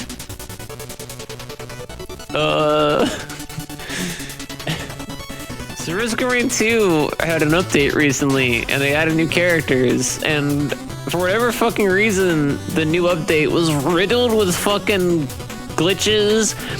Depending on what system you play the game on, some of them were like game save deleting bad. So I'll be real, I haven't played the game since that happened. They have patched it since then though. They're working on it. But it'll be playable again probably at some point to where it's not scary to play. More than what it already is. Risk of Rain 2 is another roguelike. But it's more of like an action shooty kind of thing. You do this. What you do on screen, this is what you do. You get upgrades and you shoot shit and you try not to die. That's pretty much it. That's the whole game. It's a little more complex than that, but that's pretty much it. But the thing is, it just feels really nice to control, especially when you're this character that I'm playing as right now, in my humble opinion. The scenery is fine for a procedurally generated 3D game like this. It's, you know, hard to make it look this good and stylized, I think. So the fact that it looks nice at all is good. It does a really good job of making you feel like you're badass, I feel. which is nice with how, like, I don't want to say simplistic, but how generally, like, the control scheme isn't that complicated. Shovel Knight music. I should stream more treasure trove shit one day, because I've only ever streamed Spectre of Torment twice. It's been a while since I've played the other stories. I'll put Risk of Rain 2 in B. Soundtrack, good. Visuals, fine. Gameplay, good. Until it breaks your save. Maybe I'll stream it again one day, TBD. Oh, what's next? What's next and last? Muse Dash. I streamed a decent amount of my vanilla Muse Dash playthrough before playing an archipelago. It's kind of creepy. It's got some weird shit in it that I'm not a fan of, which will affect my ranking, actually. Gameplay-wise, it's fine. It's not as good as Theatrhythm Final Bar Line, but it's a similar deal. I think overall B. I think it's a solid rhythm game with cool song selection. I just wish it didn't say weird shit in the loading screens, like, what are the age of the girls? You're asking too many questions. Click. I'm not counting Click.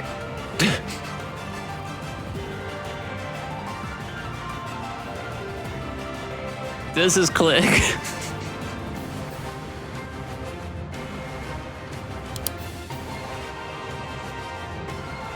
It's not gonna be able to connect to that because it's old as sin. Anyway. Sonic Triple Trouble. Am I ranking this one, actually? Are we fucking doing this? Sonic Triple Trouble. Rank? Yes, that's rank. Okay.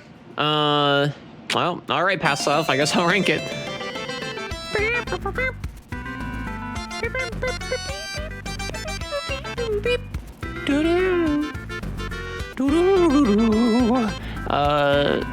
Song. That was the Streamiversary multiworld, I think. I think. What do you fucking mean? I do it every year. Bitch ass. We didn't find Streamiversary 4. Yes, you fucking did, you harlot. It wasn't Streamiversary 4. Why the fuck? When did I stream that one fucking multiworld? Hold on.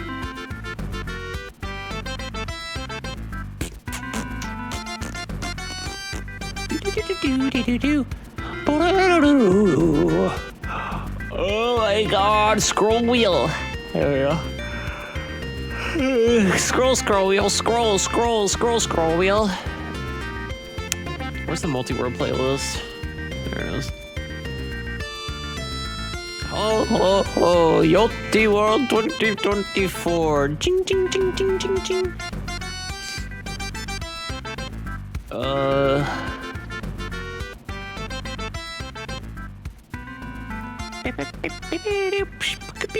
Beep, beep.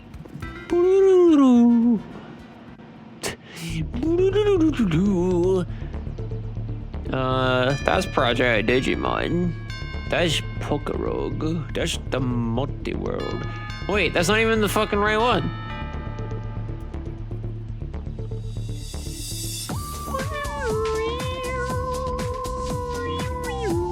It was during Blight 4.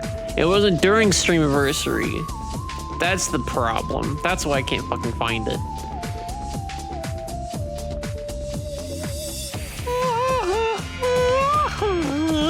I don't know the songs, but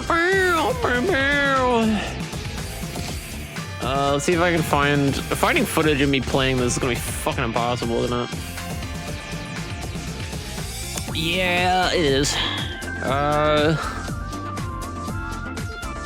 Well, I guess it doesn't have to be footage of me playing it. During the multiworld, it's like opened up Sonic games that are a part of Sonic Adventure DX.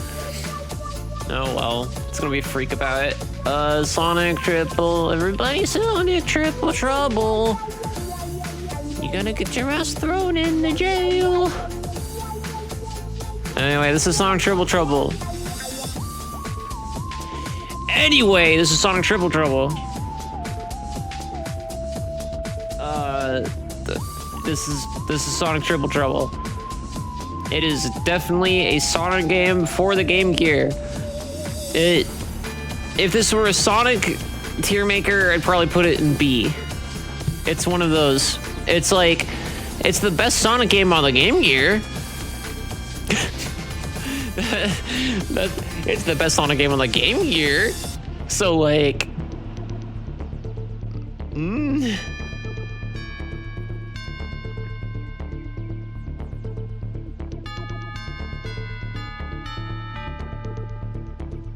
Oh wow, this motherfucker's going to the special stages and shit? Damn, okay. Alrighty. Why do you keep looking at me like that?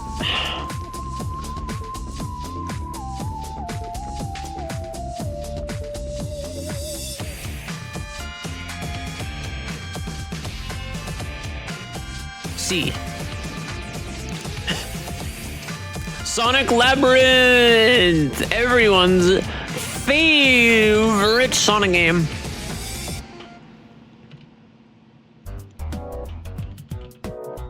Did my brake thing go off and I just didn't, like, notice it? Huh. Oops, also I'd rather not be on screen. Okay, chat. Look, chat, it's you! Sonic Labyrinth. It sucks. This is universally considered one of the worst Sonic games ever made. For those of you who've been watching me for a long time, you may remember, but probably not, but maybe. I have strong opinions on that in the sense that I think it's kind of silly to consider it one of the worst Sonic games ever made when so many broken down, horrible, corporate riddled pieces of shit exist in that franchise, and we've all just not batted an eye at them because the cutscenes have lore in them that the fan base cares about, so we're not allowed to say those are the worst ones. But this one is because it's a Game Gear game where you don't go fast. It's a shitty top-down, like, action game, and it doesn't feel super great to control. However, you still got the spin dash. There's a bit of like a risk reward system whether or not you should be going that fast or not, which is a thing that people always praise about other games, but in this game it's bad because it's isometric.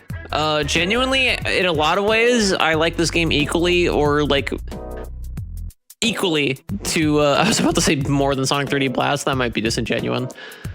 It's fucking Marble Madness, but with Sonic. It's Marble Madness, but with Sonic. Is that true? Is that true? Oh. Oh. Oh. The long play, 5 minutes, 5 seconds. Oh.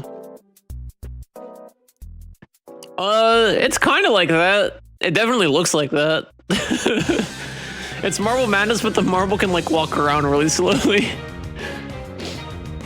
The point of Sonic Labyrinth is you get 3 keys, and then you have to go to the door after you unlock the door, and that's the whole game. And there's a boss fight every 2 stages. Or I guess every 3, depending on your point of view.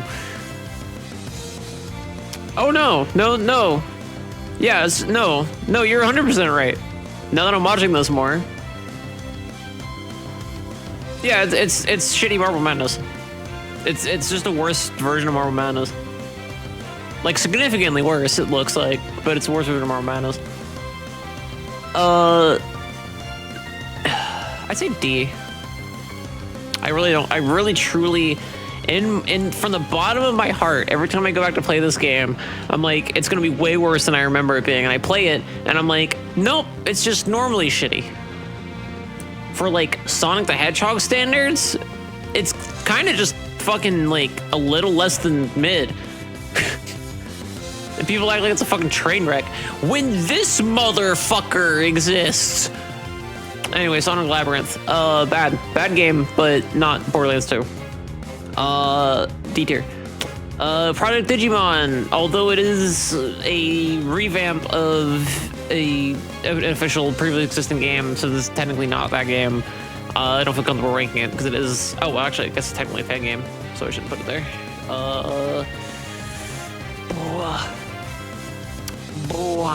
There we go.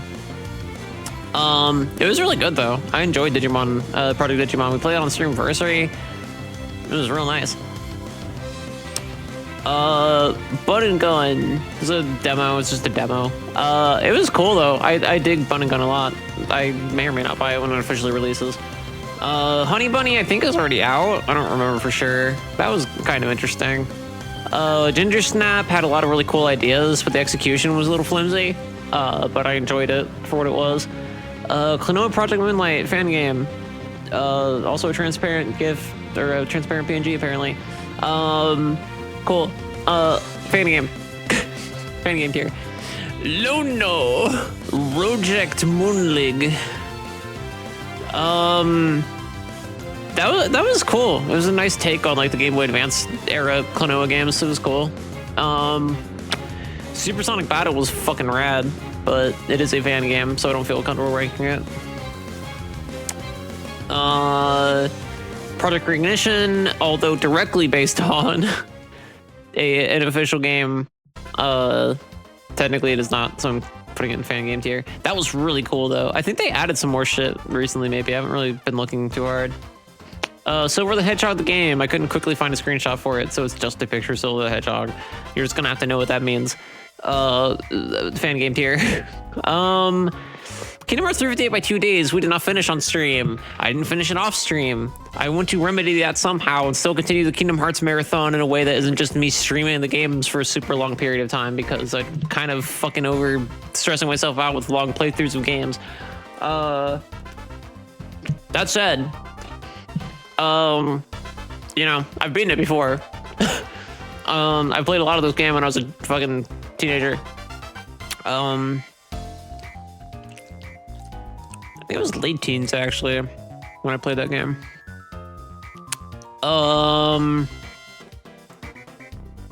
Fan game. F tier. Yeah, I guess, actually let's talk about this, I guess. Back.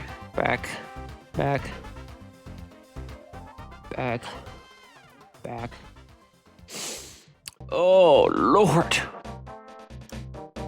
Dark World. Some motherfucking Dark World.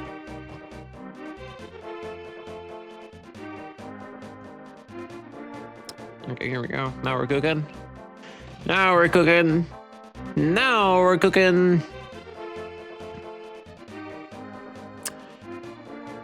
I hope.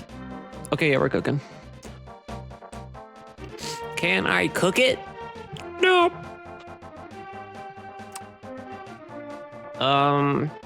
Sonk. No. Kingdom Hearts 358.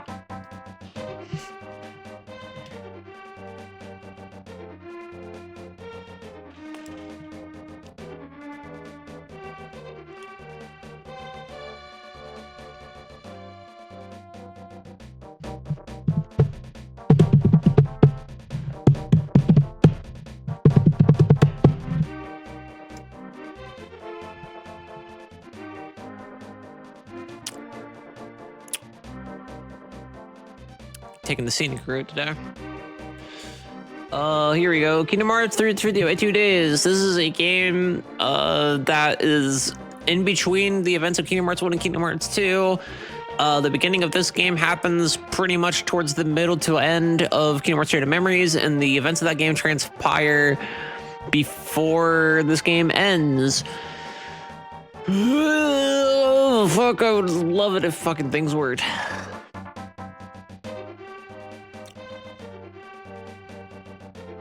Huh. Well then. Oh. Are we doing it? Maybe? Question mark? Yeah. Go over here. This is the BRB screen. What the fuck? I'm having the worst luck with this fucking stream. Oh, I really did just blab for an hour and not play the game, huh?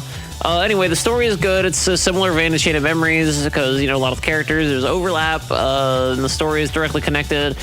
For a DS game, trying to emulate the 3D style of Kingdom Hearts on the console, it's really good in that effect. There's a lot of different modes and shit. You can play as different characters. You can experiment with a lot of different builds with all the characters, not just your main character, not just with Roxas. The story is actually genuinely compelling, arguably, and a lot of fans would agree with this, one of the best, if not the best, standalone plot in the entire franchise. Controlling the game feels better than you would expect, but it's still kind of fucking clunky. It's, you know, it's hard to do this kind of thing with this many complicated controls on a fucking DS. Enemy variety leaves something to be desired, but isn't not there.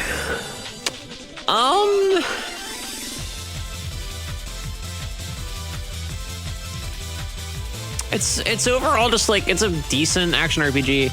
Also, this is made by the same people who made Chain of Memories. Jupiter made this. The people who made it, I think, went on to become Hand, ? Pretty sure. Who also made The Orlan's View and Neo Tui. Likewise, the build thing is interesting because you are leveling up, and the equipment you bring into battle are all like in a Resident Evil 4 like inventory system. So like, it's all just based on how you Tetris shit together. So certain shit is shaped how it is on purpose to like kind of skill keep you in a certain point, so you don't just become OP right off the bat. It's overall it's just a decent action RPG. I would consider it a B. It's not quite mid, but it's also not like amazing or anything. I'd say B serves it plenty well. We almost done? We are almost done. How long have I been streaming for?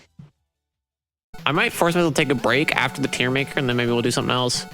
Oh hey, this would be a good time to try out shit.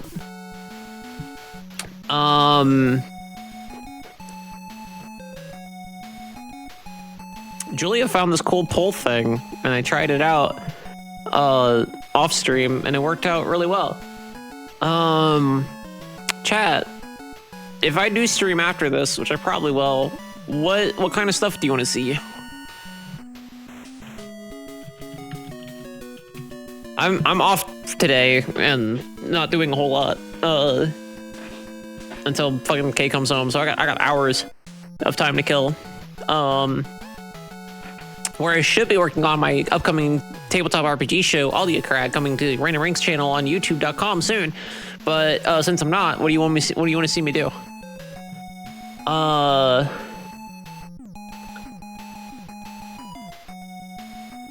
NSO fuckery sounds good. Sounds good. Sounds good. I don't know if I want to do Bomb Rush Cyberfunk because I'm in the story mode of it. I'm like towards the end of the story mode, so I don't want to stream that for people that haven't fucking fucked with it yet. Highly recommend though. It's a good game. It's a great game actually.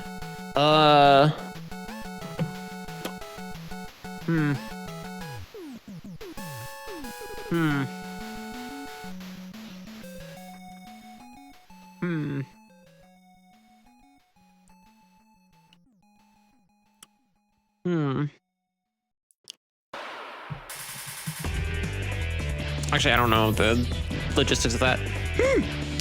I was gonna say try to learn the Digimon trading card game, but I don't know if the developers of the fan-made like client for playing the Digimon trading card game are cool with people like streaming it or not, because I'm just now like figuring out that it exists. Paparelli up there.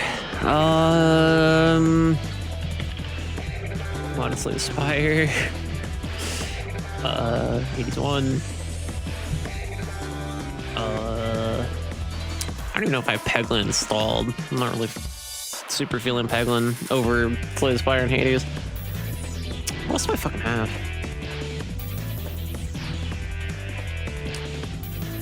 What part of me do you want to eat? What on me looks good? I guess your lips. I guess your lips look pretty good. I don't want to take your stupid survey, Steam. Fuck off. Got, play Rivals 2. I doubt that one's gonna win. But, gonna play Rivals 2. People probably aren't gonna want to fucking see that, but, Rivals 2. You know what's cool about this chat over Twitch, polls? You can vote for multiple options. I can also weight it, but 9 times out of 10, I'm probably not gonna do that. Because, Jesus Christ. Well, also, actually, they don't know if you're a subscriber or not because I don't have affiliate anymore. So the only one I can really weight is like mods, which is funny, but probably not something I want to do.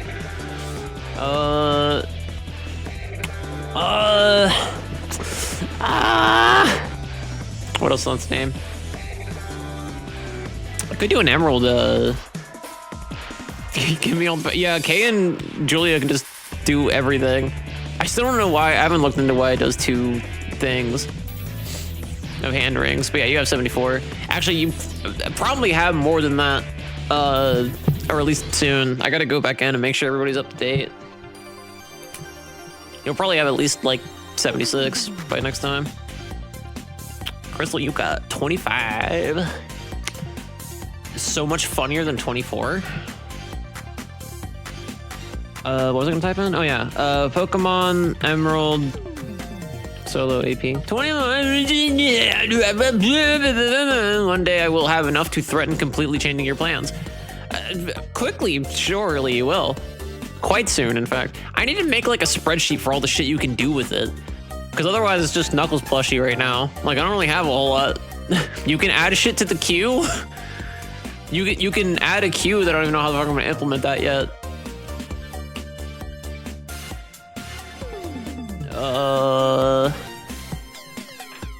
And to summon Knuckles plushie. That's pretty much it.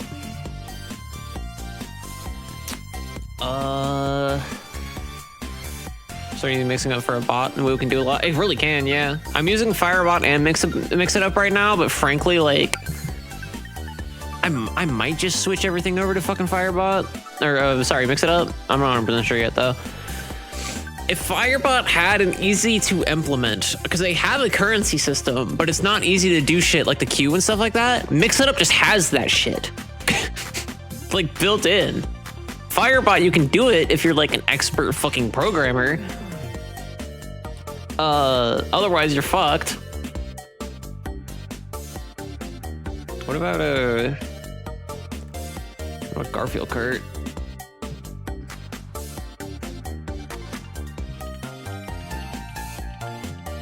Because like there's a way to do all that shit for the most part in Firebot, but it's more customizable, which is nice, but like I'm an audio engineer, not a software engineer. I don't know that shit. What else do I have that's playable? I feel like streaming Marvel Rivals is a bad idea. I feel like streaming Marvel Rivals is not a good idea to do.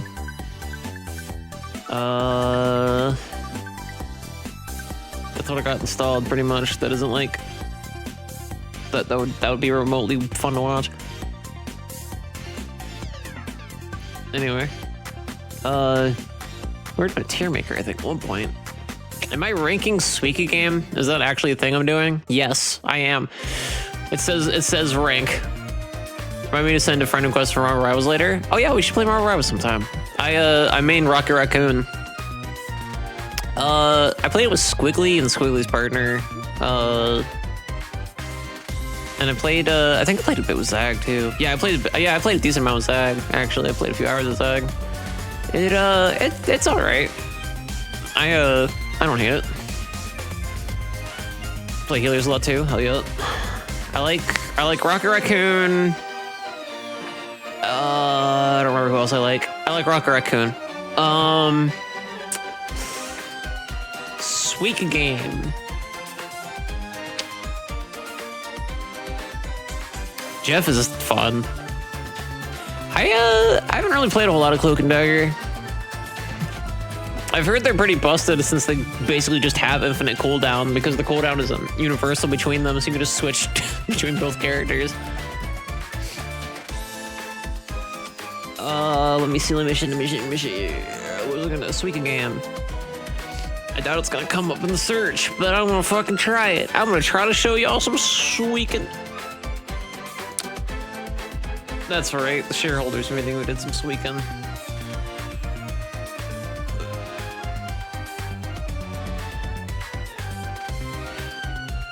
YouTube, I'm gonna need you to like do the thing. Whatever. You all know what Suika Game looks like. Suika Game, it's a game where you stack fucking fruit. Oh my fucking god. Suika Game, you stack fruit. This is specifically the fucking console version. It's Fruit Jam. You fucking the physics are stupid because it fucking popcorns your shit up into the air even though you're doing a good job, which sucks ass. That said, I still keep coming back to it because I'm a dirty little fucking slut and I love my stupid fucking fruit game. B tier. Caravan Sandwich is a game you can buy right now. However, we only played the demo, so it's going in, that doesn't count, didn't play enough tier. Pokemon Aragonite, just a demo. Good ROM hack. Good fan game, actually. Good fan game, I should say. But that doesn't count because it's a demo. Actually, it's a Pokemon game. That goes in fan games. I'm a fucking liar. Not only is it just it's a fan game, it goes there. Big Run. We didn't play enough of it. Super R-Type, didn't play enough of it. Rival Turf, despite just being a SNES NSO fuckery game that I'd never played before prior, I ended up somehow getting far enough in it to where actually it does meet my personal requirements for what I deem rankable. So Rival Turf though, where do I want that? Where do I want that shit? God damn. Let's see.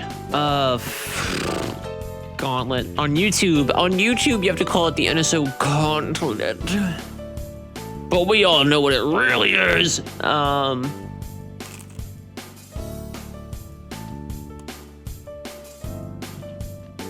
We all know what it really is, brother.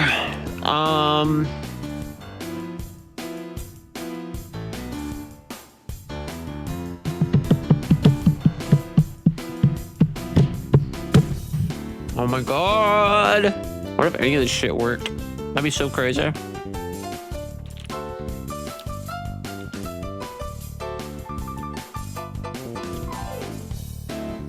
Oh, good lord. It's gonna be faster to just go through my fucking video list. Jesus Christ. I want to take a break. But I want to stop because I'm like right at the end of this thing. Videos. Just go to videos. Just go to videos. Oh, fucking. Oh my god.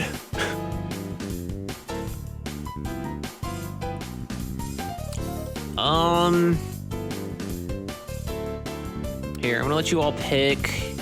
You can vote for, I'll say 3 options. You can vote for 3 things. Start poll. Actually, that's gonna split the vote really fucking bad, isn't it? You can vote for 2 things. You can vote for 2 things. The poll's up. If you type in the number 1, you vote for NSO fuckery. For 2, you vote for, Modded Slave Spire. For 3, you vote for Hades 1. For 4, you vote for Rivals 2. 5, you vote for Pokemon Emerald Solo AP. And 6, you vote for Garfield Kart. And you can vote twice each. So, I think if you just put in another number as well, if you want to vote for something twice, you can. Okay, cool, it does work, sweet. I was like, I've tried it, but I haven't tried multiple things yet. Rival Turf. Can I make it come up without it fucking exploding constantly? When the fuck did we play that? It was this one. It was Suika Game, SNES Part 3. The one where I fucking beefed it in Link to the Past. Like, legendarily fucking beefed it.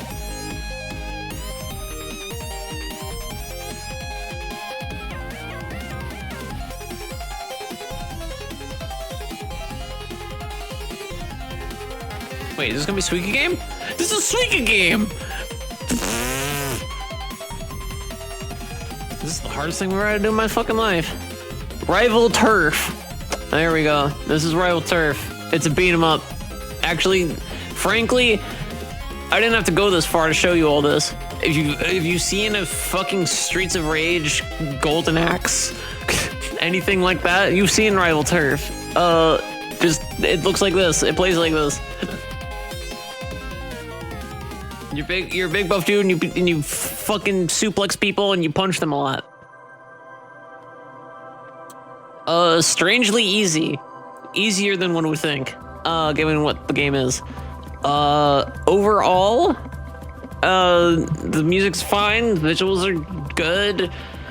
But like, gameplay's kind of whatever. Main character looks like a black and bison. It's whatever. I will say C. It is perfectly. It's Rival Turf. We definitely didn't play enough Super Soccer or Spanky's Quest. Bamboozle, I died basically immediately. Super Mario Kart. I think I'm ranking this one. Let me pull up my shit here. Super Mario Kart. It does say rank. Okay, so I'm ranking that one. Super Mario Kart.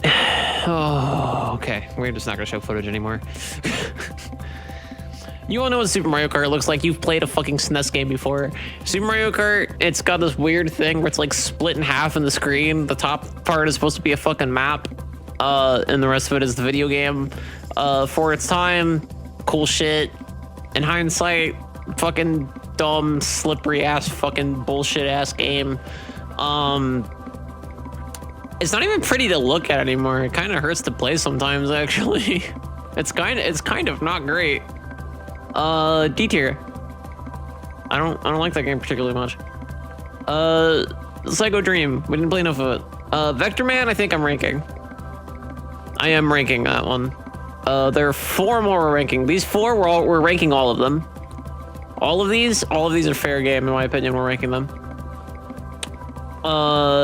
Vectorman is a cool Genesis 2D platformer shooter action game kind of thing. You're a green guy. S tier. No, I'm kidding. I think visually it's so fucking cool. Visually it is so fucking rad. But like gameplay wise, it's really not that good. It's not bad enough for me to put in C. I don't think it's mid, but it's like, it's not that good either. It's one of those games where like, why the fuck is this character this big? I wouldn't be able to see what the fuck I'm doing. I'll say B tier.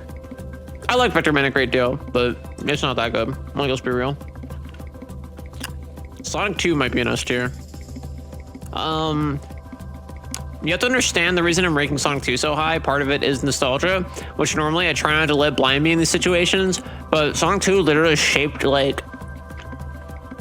Sonic 2 opened my eyes to creativity. Sonic 2 opened my eyes to art, to music, like, to what a general aesthetic can and could be. That said, if Sonic 3 and Knuckles ain't an S tier, Sonic 2 is an A tier. It hurt me.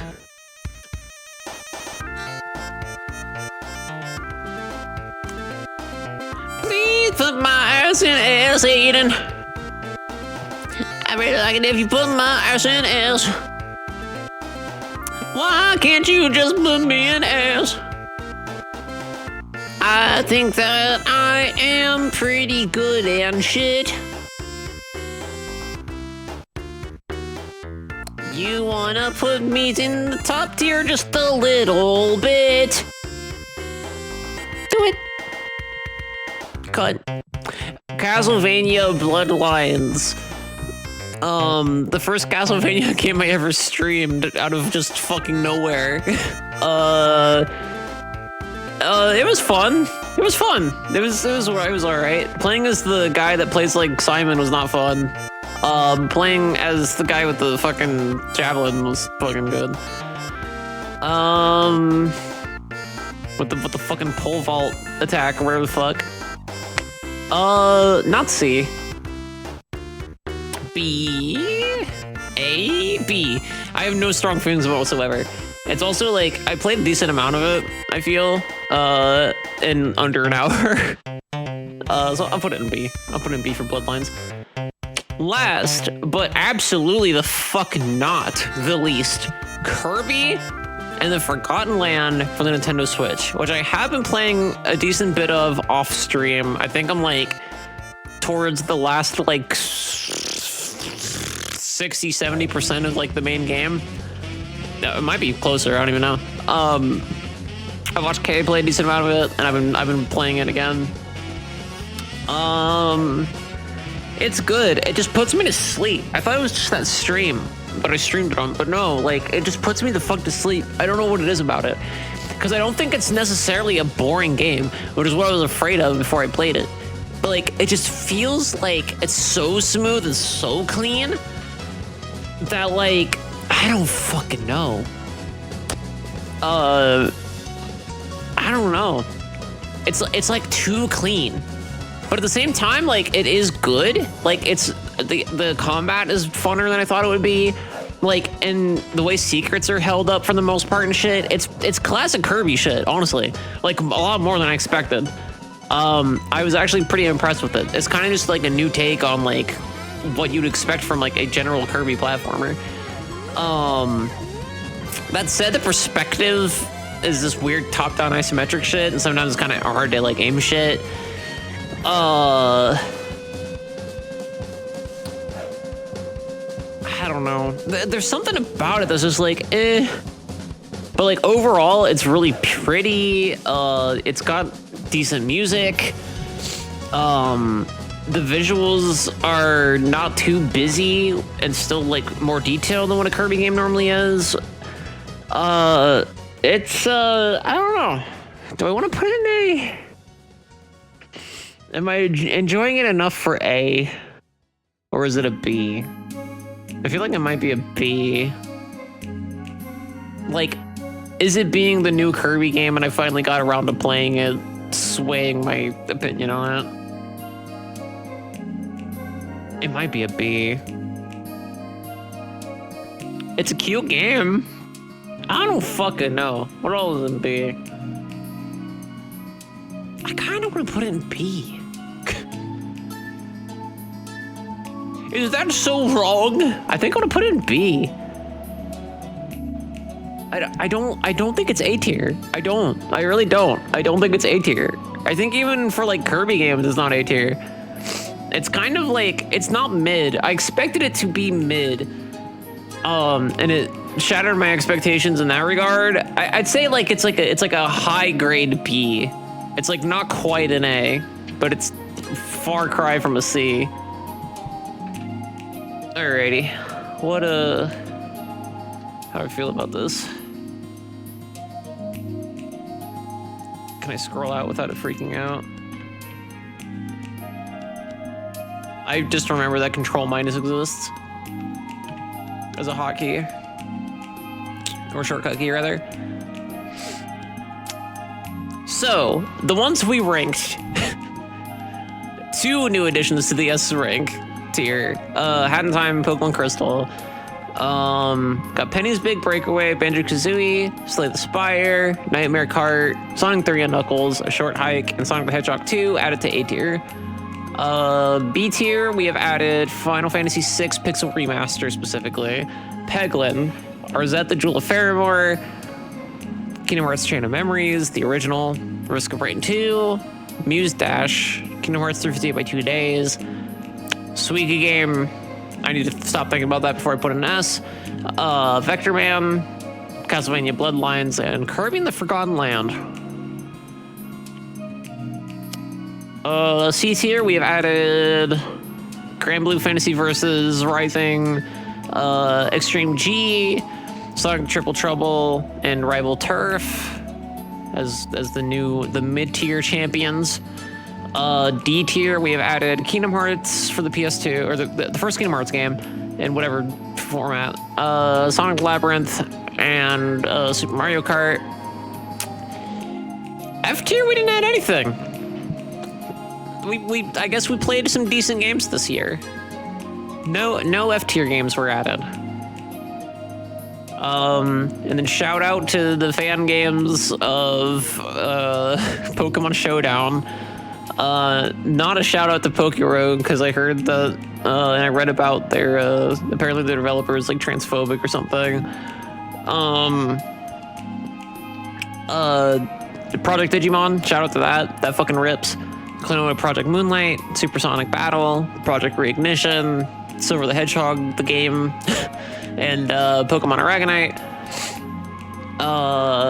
And we also played Hades 2 after a while, Cow Life Sim RPG, Handball for Plants, Terror Rock, Blast Core, Click, Bun and Gun, Honey Bunny, Ginger Snap, Caravan Sandwich, Big Run, Super R-Type, Super Soccer, Spanky's Quest, Bomboozle, and Psycho Dream.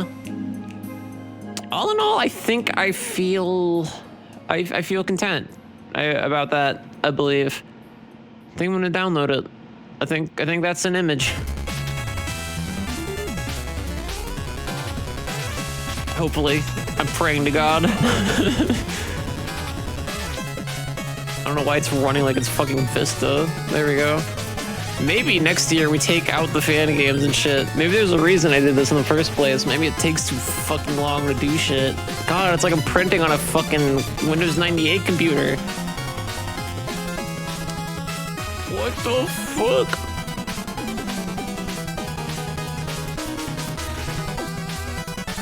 Anyway. If I hit download image now.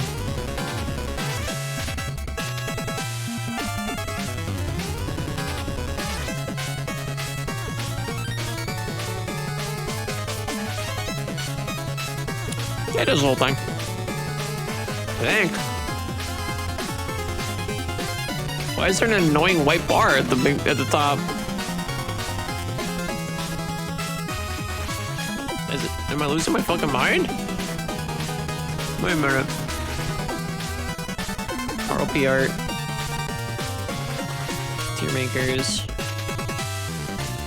No, it's just a big white mark at the beginning.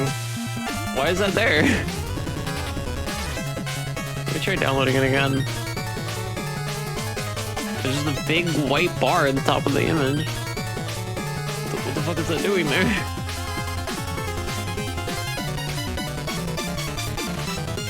It did it again. What the hell? Here, hold on. Wait a minute.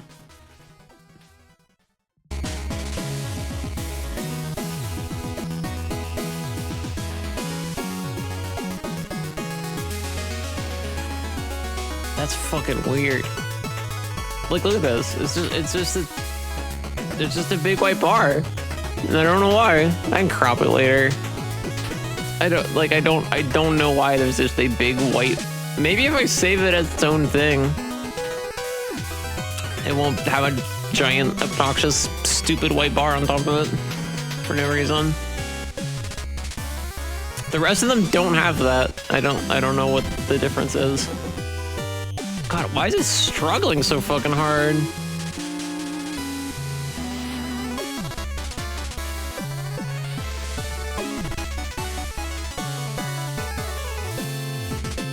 Well, shit. Alright, I don't know what's going on there. Anyway, I'm gonna go get coffee and go like stretch and take care of myself for like at least 3 minutes. So I'll say take a big breather, I suppose. But hey, oh, the poll isn't on the screen, is it? I guess I'll stay here. There's a poll happening. Look at the top right of the screen. and you can type in a number of a thing you want me to do. You can choose up to 2 options this time.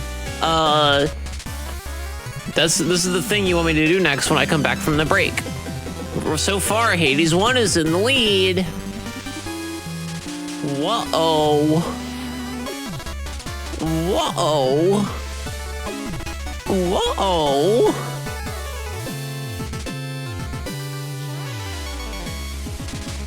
Alright, I'm giving up on the fucking downloading the thing. It's not fucking working. Alright, I will be back. Big green forest. The thing